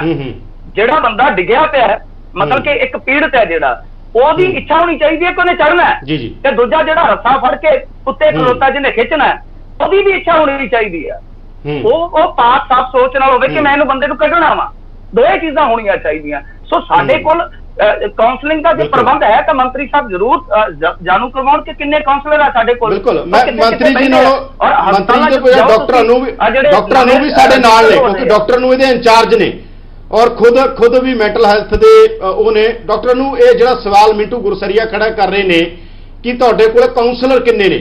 48,000 ਪੇਸ਼ੈਂਟ ਤਾਂ ਤੁਹਾਡੇ ਕੋਲ ਆ ਗਿਆ, ਕਿੰਨੇ ਤੁਹਾਡੇ ਕੋਲ ਕਾਉਂਸਲਰ ਨੇ ਜਿਹੜੇ ਉਹਨਾਂ ਨੂੰ ਸਾਂਭ ਸਕਣ, ਜਿਹੜੇ ਉਹਨਾਂ ਦੇ ਨਾਲ ਲਗਾਤਾਰ ਗੱਲਬਾਤ ਕਰ ਸਕਣ? ਕਿੰਨੇ ਕਾਉਂਸਲਰ ਨੇ ਪੂਰੇ ਪੰਜਾਬ ਦੇ ਅੰਦਰ? ਕੀ ਇਹ ਸਾਰੀਆਂ ਚੀਜ਼ਾਂ ਨੂੰ ਬਿਲਕੁਲ ਠੀਕ ਢੰਗ ਨਾਲ ਤੁਸੀਂ ਡੀਲ ਕਰ ਰਹੇ ਹੋ? ਹਾਂਜੀ, ਇਹਦਾ ਮੈਂ ਇਹ ਕਹਿਣਾ ਚਾਹੂੰਗੀ ਕਿ ਜਿਹੜੇ ਸਾਡੇ ਨਵੇਂ ਪੇਸ਼ੈਂਟਸ ਆ ਰਹੇ ਹਨ ਉਹਨਾਂ ਨੂੰ ਕਾਉਂਸਲਿੰਗ ਦੀ ਬੜੀ ਲੋੜ ਹੁੰਦੀ ਹੈ ਤਾਂ ਕਿ ਉਹ ਸਾਡੇ ਸਿਸਟਮ 'ਚ ਜਦੋਂ ਅੱਜ ਆ ਗਏ ਤੇ ਅੱਗੇ ਵੀ ਜੁੜੇ ਰਹਿਣ। ਤੇ ਇਹਦੇ ਵਿੱਚ ਕੀ ਹੁੰਦਾ ਹੈ ਕਿ ਜਿਹੜੇ ਸਾਡੇ ਓਟ ਸੈਂਟਰਸ ਹੈਗੇ ਨੇ ਉੱਥੇ ਸਾਡੇ ਕਾਉਂਸਲਰਸ ਹੈਗੇ ਨੇ, ਸਾਡੇ ਕੋਲ ਕਲੀਨਿਕਲ ਸਾਈਕੋਲੋਜਿਸਟ ਵੀ ਹੈਗੇ ਨੇ, ਹਰ ਓਟ ਸੈਂਟਰ ਦੇ ਵਿੱਚ ਕਾਉਂਸਲਰ ਹੈਗੇ ਨੇ। ਔਰ ਜਿਹੜੇ ਨਵੇਂ ਮਰੀਜ਼ ਉਹਨਾਂ ਨੂੰ ਕਾਉਂਸਲਿੰਗ ਤੇ ਥੋੜਾ ਜ਼ਿਆਦਾ ਟਾਈਮ ਲਾਇਆ ਜਾਂਦਾ ਹੈ ਤਾਂ ਕਿ ਉਹ ਸਿਸਟਮ 'ਚ ਜੁੜੇ ਰਹਿਣ ਔਰ ਉਹ ਸਿਸਟਮ ਤੋਂ ਬਾਹਰ ਨਾ ਜਾਣ। ਇਸ ਕਰਕੇ ਸਾਡਾ ਇਹ ਧਿਆਨ ਰਹੇਗਾ ਅੱਜ ਹੁਣ ਜਦੋਂ ਲਾਕਡਾਊਨ ਹੈ, ਜਦੋਂ ਕਰਫਿਊ ਹੈ, ਉਸ ਪੀਰੀਅਡ ਤੋਂ ਬਾਅਦ 'ਚ ਵੀ ਅਸੀਂ ਖਾਸ ਤਵੱਜੋ ਇਹਨਾਂ ਮਰੀਜ਼ਾਂ ਤੇ ਦੇਵਾਂਗੇ ਜਿਹੜੇ ਸਾਡੇ ਬੱਚੇ ਹੁਣ ਸਾਡੇ ਨਾਲ ਜੁੜੇ ਨੇ ਤਾਂ ਕਿ ਉਹ ਅੱਗੇ ਸਾਡੇ ਨਾਲ ਜੁੜੇ ਰਹਿਣ। ਔਰ ਦੂਜੀ ਮੈਂ ਕਹਿਣਾ ਚਾਹਾਂਗੀ ਕਿ ਸਭ ਨੂੰ ਅਸੀਂ ਬੁਪਰੇਨੋਰਫਿਨ ਨਹੀਂ ਦਿੰਦੇ। ਇੱਕ ਇਹ ਜਿਹੜੀ ਗੱਲ ਹੈ ਕਿ ਜਿਹੜੀ ਹੁਣੇ ਮਤਲਬ ਇਹਨਾਂ ਨੇ ਮੰਟੂ ਜੀ ਨੇ ਕਹੀ ਹੈ ਕਿ ਇਹ ਪਹਿਲਾਂ ਜੇ ਸਪੋਜ਼ ਸਾਨੂੰ ਕਿਤੇ ਵੀ ਲੱਗਦਾ ਹੈ ਆਪਾਂ ਇਹ ਦੇਖਦੇ ਹਾਂ ਕਿ ਕਿਹੜੇ ਮਰੀਜ਼ ਨੂੰ ਕਿਹੜੀ ਦਵਾਈ ਦੀ ਜ਼ਰੂਰਤ ਹੈ, ਉਹਦੇ ਮੁਤਾਬਿਕ ਉਹਨੂੰ ਦਵਾਈ ਦਿੱਤੀ ਜਾਂਦੀ ਹੈ। ਸਾਰਿਆਂ ਨੂੰ ਅਸੀਂ ਬੁਪਰੇਨੋਰਫਿਨ ਨਹੀਂ ਦਿੰਦੇ, ਮੈਂ ਕਹਿਣਾ ਚਾਹੂੰਗੀ ਸਰ। ਜੀ ਸੋ ਇਹਦੇ ਵਿੱਚ ਕਾਉਂਸਲਿੰਗ ਇਜ਼ ਵੈਰੀ ਇੰਪੋਰਟੈਂਟ। ਔਰ ਜੇ ਹੁਣ ਦੇਖੋ ਜੇ ਸਾਡੀ ਸੁਣੋ ਜੀ ਸਾਡੇ ਕੋਲ 45 ਜਿਹੜੇ ਸਕੈਟਰਿਸਟ ਦੇ ਪੰਜਾਬ ਦੇ ਵਿੱਚ ਸ਼ਾਰਟੇਜ ਹੈ। ਅਸੀਂ ਬਕਾਇਦਾ NHM ਰਾਹੀਂ ਭਰਤੀ ਕਰਨ ਵਾਸਤੇ ਆਲਰੇਡੀ ਪ੍ਰੋਸੈਸ ਚੱਲ ਰਿਹਾ ਹੈ। ਅਸੀਂ ਬਕਾਇਦਾ ਜਿਹੜੇ ਰਿਟਾਇਰੀ ਬੰਦੇ ਹੈਗੇ ਨੇ, ਜਿਹੜੇ ਸਕੈਟਰਿਸਟ ਰਿਟਾਇਰ ਹੋ ਚੁੱਕੇ ਨੇ, ਉਹਨਾਂ ਨੂੰ ਵੀ ਰੀਐਮਪਲੋਇਮੈਂਟ ਦੇ ਰਹੇ ਹਾਂ ਇਹਦੇ ਵਿੱਚ ਕਿ ਤਾਂ ਕਿ ਕੋਈ ਵੀ ਜ਼ਿਲ੍ਹਾ ਖਾਲੀ ਨਾ ਰਵੇ। ਹਰ ਜ਼ਿਲ੍ਹੇ 'ਚ ਘੱਟੋ ਘੱਟ 5-6 ਸਕੈਟਰਿਸਟ ਹੋਣ ਜਿਹੜੇ ਵੀਕਲੀ ਕਿਸੇ ਨਾ ਕਿਸੇ। ਜੇ ਆਪਾਂ ਜਿਹੜਾ ਸਵਾਲ ਮਿੰਟੂ ਖੜਾ ਕਰ ਰਹੇ ਨੇ, ਮਿੰਟੂ ਸੁਣੋ, ਜਿਹੜੇ ਕਾਉਂਸਲਿੰਗ ਵਾਸਤੇ ਅਸੀਂ ਬਕਾਇਦਾ ਟ੍ਰੇਨਿੰਗ ਦਿੰਦੇ ਹਾਂ ਆਪਣੇ ਸਟਾਫ ਨੂੰ ਵੀ ਕਿ ਕਾਉਂਸਲਿੰਗ ਕਿਵੇਂ ਕਰਨੀ ਹੈਗੀ ਆ। ਔਰ ਜਿਹੜੀ ਮਿੰਟੂ ਜੀ ਸਵਾਲ ਖੜਾ ਕਰ ਰਹੇ ਨੇ ਕਿ ਬੁਪਰੇਨੋਰਫਿਨ ਜਿਹੜੀ ਹੈਗੀ ਆ ਇਹ ਵੀ ਡਾਕਟਰ ਉਦੋਂ ਬੜੀ ਖਤਰਨਾਕ ਹੈਗੀ ਆ। ਇਹ ਅਮਰੀਕਾ ਦੇ ਵਿੱਚ US ਵੀ ਉਹਨਾਂ ਨੇ ਬਕਾਇਦਾ ਅਪਰੂਵ ਕੀਤੀ ਹੈ ਔਰ ਥਰੂ ਆਊਟ ਵਰਲਡ ਇਹ ਜਿਹੜੀ ਬੁਪਰੇਨੋਰਫਿਨ ਦੇ ਨਾਲ ਜਿਹੜਾ ਟ੍ਰੀਟਮੈਂਟ ਕੀਤਾ ਜਾ ਰਿਹਾ ਹੈ। ਲੇਕਿਨ ਜਿਵੇਂ ਅਨੂ ਨੇ ਕਿਹਾ ਕਿ ਵੀ ਹਰ ਬੰਦੇ ਉੱਤੇ ਹਰ ਫਾਰਮੂਲਾ ਨਹੀਂ ਲਾਗੂ ਹੁੰਦਾ, ਇੱਕੋ ਫਾਰਮੂਲਾ ਨਹੀਂ, ਉਹ ਵੱਖਰੇ ਤਰ੍ਹਾਂ ਦੇ ਹੁੰਦੇ ਨੇ। ਔਰ ਦੂਜੀ ਗੱਲ ਇਹ ਹੈਗੀ ਆ ਕਿ ਸਰਕਾਰ ਨੇ 4,62,000 ਅੱਜ ਬੰਦਾ ਸਾਡਾ ਇਸ ਲਾਈਨ ਤੇ ਰਜਿਸਟਰਡ ਹੋਇਆ ਹੈ ਜਿਹੜੀ ਬੁਪਰੇਨੋਰਫਿਨ ਆ ਕਿਤੇ ਵੀ ਹਾਰਮਫੁਲ ਨਹੀਂ ਲਾਈਫ ਵਾਸਤੇ। ਔਰ ਦੂਜੀ ਗੱਲ ਇਹ ਜ਼ਰੂਰ ਜਿਵੇਂ ਬਿੱਟੂ ਕਹਿੰਦੇ ਨੇ ਕਿ ਇਹ ਤੋਂ ਬਹੁਤ ਹੌਲੀ ਪਹਿਲਾਂ ਬੰਦੇ ਸਟਾਕ ਕਹਿੰਦੇ ਤੁਹਾਡੇ ਕੋਲ ਬਲੂਪ੍ਰਿੰਟ ਹੈਗਾ, ਜਿਵੇਂ ਤੁਹਾਡੇ ਤੁਸੀਂ ਸਭ ਥੋੜਾ ਜਿਹਾ ਕੇ ਦੱਸੋ ਤੁਸੀਂ ਸੁਣਦਾ ਹੈਗਾ ਕੋਈ ਹੈਗਾ ਜਦੋਂ ਤੁਸੀਂ ਮੰਨ ਲਓ ਹੁਣ ਆਪਣੇ ਮੁੰਡੇ ਠੀਕ ਹੋ ਰਹੇ ਨੇ, ਮੇਰੇ ਕੋਲ ਆ ਰਹੇ ਨੇ, ਸੁਣੋ ਉਹ ਇਸੇ ਲਾਈਨ ਤੇ ਰਹਿਣ। ਮੇਰੀ ਗੱਲ ਸੁਣੋ, ਬਲੂਪ੍ਰਿੰਟ ਕੀ ਹੈਗਾ ਬਲੂਪ੍ਰਿੰਟ ਆਉਣ ਵਾਲੇ ਸਮੇਂ ਦਾ 2022 ਤੱਕ ਦਾ? ਜੀ ਦੇਖੋ ਮੇਰੀ ਗੱਲ ਸੁਣੋ, ਜਿਹੜਾ ਬੰਦਾ ਪਹਿਲੇ ਦਿਨ ਸਾਡੇ ਕੋਲੇ ਆਉਂਦਾ ਹੈ ਉਹ ਕਾਫੀ ਹੈਵੀ ਡੋਜ਼ ਪਹਿਲਾਂ ਲੈ ਚੁੱਕਿਆ ਹੁੰਦਾ ਕਿ ਉਹਨੂੰ ਡੋਜ਼ ਦੇਣੀ ਪੈਂਦੀ ਉਸ ਹਿਸਾਬ ਨਾਲ। ਜਦੋਂ ਆਸਤੇ ਅਸੀਂ ਉਹਨੂੰ 0.4 ਤੱਕ ਲੈ ਕੇ ਆ ਜਾਂਦੇ ਹਾਂ। ਬਹੁਤ ਸਾਰੇ ਬੰਦੇ ਛੱਡ ਕੇ ਆਪਣੇ ਘਰਾਂ ਟ੍ਰੀਟਮੈਂਟ ਤੇ ਵੀ ਛੱਡ ਕੇ ਉਦੋਂ ਬਾਅਦ ਜੇ ਮਿੰਟੂ ਗੁਰਸਰੀਆ ਕਹਿੰਦੇ ਆਪ ਖੁਦ ਕਹਿੰਦੇ ਮੈਂ ਵੀ ਮੇਰਾ ਐਕਸਪੀਰੀਅੰਸ ਹੈਗਾ ਤਾਂ ਅੱਜ ਇਹ ਰਾਈਟਰ ਵੀ ਨੇ, ਅੱਛਾ ਕੰਮ ਵੀ ਕਰ ਰਹੇ ਨੇ ਔਰ ਸਮਾਜ ਸੇਵੀ ਵੀ ਨੇ। ਔਰ ਇਹੋ ਜਿਹੇ ਬੰਦੇ ਜਦੋਂ ਇਹ ਕਾਉਂਸਲਿੰਗ ਕਰਨੀ ਸ਼ੁਰੂ ਕਰ ਦੇਣਗੇ ਨਾਲ ਦੇਖੋ ਸਰਕਾਰ ਦਾ ਕੰਮ ਹੈ, ਸਰਕਾਰ ਨੇ ਤੁਹਾਨੂੰ ਚੀਜ਼ ਪ੍ਰੋਵਾਈਡ ਕਰਨੀ ਹੈ ਤੇ ਪਲੱਸ ਤੁਹਾਨੂੰ ਇੱਕ ਵਾਰੀ ਲਾ ਦੇ ਜਿਹੜਾ ਉਸ ਤੋਂ ਬਾਅਦ ਸੋਸਾਇਟੀਆਂ ਦੀ ਵੀ ਬਹੁਤ ਵੱਡੀ ਜ਼ਿੰਮੇਵਾਰੀ ਬਣਦੀ ਹੈ ਜਾਂ ਪਰਿਵਾਰਾਂ ਦੀ ਜ਼ਿੰਮੇਵਾਰੀ ਬਣਦੀ ਹੈ। ਅੱਜ ਤੋਂ ਪਹਿਲਾਂ ਯਾਦਵਿੰਦਰ ਜੀ ਬਹੁਤ ਸਾਰੇ ਪੇਰੈਂਟਸ ਇਸ ਗੱਲ ਨੂੰ ਲੁਕਾਉਂਦੇ ਸੀਗੇ ਕਿ ਸਾਡਾ ਬੱਚਾ ਨਸ਼ਾ ਕਰਦਾ ਤਾਂ ਹੈਗਾ ਪਰ ਲੋਕਾਂ ਨੂੰ ਨਹੀਂ ਦੱਸਦੇ, ਉਹ ਸਾਹਮਣੇ ਨਹੀਂ ਸੀ ਆਉਂਦੇ। ਪਰ ਜਦੋਂ ਮੌਤਾਂ ਹੋਣ ਲੱਗੀਆਂ ਓਵਰਡੋਜ਼ ਦੇ ਨਾਲ ਫਿਰ ਉਹਨਾਂ ਪੇਰੈਂਟਸ ਅਸੀਂ ਅਵੇਅਰਨੈਸ ਆਈ ਤਾਂ ਉਹਨਾਂ ਨੇ ਆਸਤੇ ਗੱਲ ਕਬੂਲ ਕਰਨੀ ਸ਼ੁਰੂ ਕਰ ਲਈ। ਜੇ ਤੁਸੀਂ ਦੱਸ ਦਿਓ ਕਾਉਂਸਲਰਾਂ ਦੀ ਟੋਟਲ ਗਿਣਤੀ ਕਿੰਨੀ ਹੈ? ਨਹੀਂ ਚਾਹੇ ਤੁਹਾਡੀ ਸਪੋਰਟ ਤੇ ਵੀ ਨੇ ਕੁਝ, ਤੁਸੀਂ ਕਹਿੰਦੇ ਤੁਸੀਂ ਜਿਹੜੇ ਰਿਟਾਇਰ ਨੇ ਉਹਨਾਂ ਨੂੰ ਵੀ ਲੈ ਲੈਂਦੇ ਹੋ। ਅਸੀਂ 45 ਤਾਂ ਸਾਡੇ ਕੋਲ ਔਨ ਰੋਲ ਨੇ ਯਾਰ ਜਿਹੜੇ ਸਕੈਟਰਿਸਟ ਨੇ ਵੀ ਅਸੀਂ ਤੇ ਉਹਨਾਂ ਨੂੰ ਜਿਹੜੇ ਪੇਰੈਂਟਸ ਉਹਨਾਂ ਨੂੰ ਹੌਲੀ ਘਰ 'ਚ ਵੀ ਉਹਨਾਂ ਨੂੰ ਬਕਾਇਦਾ ਪ੍ਰੋਪਰ ਮਾਹੌਲ ਹੋਵੇ। ਅਸੀਂ ਇਹ ਵੀ ਨਹੀਂ ਕਹਿੰਦੇ ਕਿ ਉਹਨਾਂ ਨੂੰ ਅਮਲੀ ਕਿਹਾ ਜਾਵੇ ਜਾਂ ਨਸ਼ੇੜੀ ਕਿਹਾ ਜਾਵੇ, ਬਿਲਕੁਲ ਨਹੀਂ। ਉਹਨਾਂ ਨੂੰ ਅਸੀਂ ਬਿਮਾਰ ਵਿਅਕਤੀ ਕਹਿ ਸਕਦੇ ਹਾਂ, ਵਿਕਟਮ ਕਹਿ ਸਕਦੇ ਹਾਂ ਕਿ ਉਹ ਕਿਸੇ ਨਾ ਕਿਸੇ ਤਰੀਕੇ ਨਾਲ ਗਲਤ ਰਸਤੇ ਪੈ ਗਏ। ਅਸੀਂ ਉਹਨਾਂ ਨੂੰ ਸਹੀ ਰਸਤੇ ਤੇ ਲੈ ਕੇ ਆਉਣਾ ਹੈ ਤੇ ਉਹਨਾਂ ਨੂੰ ਪਿਆਰ ਨਾਲ ਹਰ ਬੰਦਾ, ਇਹ ਨਹੀਂ ਕਿ ਇਕੱਲੇ ਪੇਰੈਂਟਸ ਜਾਂ ਸਰਕਾਰ, ਜ਼ਿੰਮੇਵਾਰੀ ਲੋਕਾਂ ਦੀ ਵੀ ਬਣਦੀ ਹੈ ਕਿ ਉਹਨਾਂ ਨੂੰ ਇਸ ਨਿਗਾਹ ਨਾਲ ਦੇਖਣ ਕਿ ਅਸੀਂ ਇਹਨਾਂ ਨੂੰ ਬਚਾਉਣਾ ਕਿੱਦਾਂ ਬਚਾਉਣਾ ਹੈਗਾ। ਤੇ ਜਿਹੜੀਆਂ ਪਹਿਲਾਂ ਰੋਜ਼ ਡੈਥਾਂ ਹੁੰਦੀਆਂ ਸੀ ਉਹ ਤੇ ਕਿੰਨੀ ਵੱਡੀ ਰੋਕ ਲੱਗੀ ਹੈ ਤੇ ਇੱਕ ਟ੍ਰੀਟਮੈਂਟ ਦੇ ਸਿਸਟਮ 'ਚ ਆ ਗਏ। ਹੌਲੀ ਹੌਲੀ ਜਿਹੜੇ ਪੇਰੈਂਟਸ ਸਿਆਣੇ ਨੇ ਜਾਂ ਜਿਹੜੇ ਬੰਦੇ ਲੋਕ ਸਮਝਦਾਰ ਨੇ, ਜਿਵੇਂ ਮਿੰਟੂ ਗੁਰਸਰੀਆ ਜੀ ਕਹਿੰਦੇ ਨੇ, ਉਹ ਹੌਲੀ ਹੌਲੀ ਡੋਜ਼ ਘਟਾ ਕੇ ਬੰਦ ਵੀ ਕਰ ਸਕਦੇ ਨੇ। ਲੇਕਿਨ ਜੇ ਤੁਸੀਂ ਇੱਕਦਮ ਦੇਖੋ ਅੱਜ ਦੀ ਡੇਟ ਦੇ ਵਿੱਚ ਜਿਹੜੇ 48,000 ਬੰਦੇ ਆਏ ਨੇ, ਮਿੰਟੂ ਜੀ ਆਪ ਖੁਦ ਬੰਦੇ ਨੇ ਕਿ ਮੁਕਤਸਰ ਦੇ ਵਿੱਚ ਵੀ ਮੈਂ ਇਕੱਲੇ ਜ਼ਿਲ੍ਹੇ 'ਚ ਕਹਿਣਾ ਚਾਹੁੰਦਾ ਕਿ 3370 ਬੰਦੇ ਨਵੇਂ ਰਜਿਸਟਰਡ ਹੋਏ ਨੇ। ਮੇਰੇ ਕੋਲ ਡਾਟਾ ਪਿਆ ਤੇ ਅਸੀਂ ਉਹਨਾਂ ਦਾ ਹੁਣ ਡਾਟਾ ਸਾਨੂੰ ਮਿਲ ਗਿਆ। ਹੁਣ ਅਸੀਂ ਉਹਨਾਂ ਦੇ ਪੇਰੈਂਟਸ ਨਾਲ ਹੌਲੀ ਹੌਲੀ ਸੰਪਰਕ ਕਰਕੇ ਉਹਨਾਂ ਨੂੰ ਤਰੀਕੇ ਨਾਲ ਇਹ ਕਰਾਂਗੇ। ਲੇਕਿਨ ਇੱਕ ਦਿਨ 'ਚ ਕੋਈ ਚੀਜ਼ ਖਤਮ ਨਹੀਂ ਕੀਤੀ ਜਾ ਸਕਦੀ।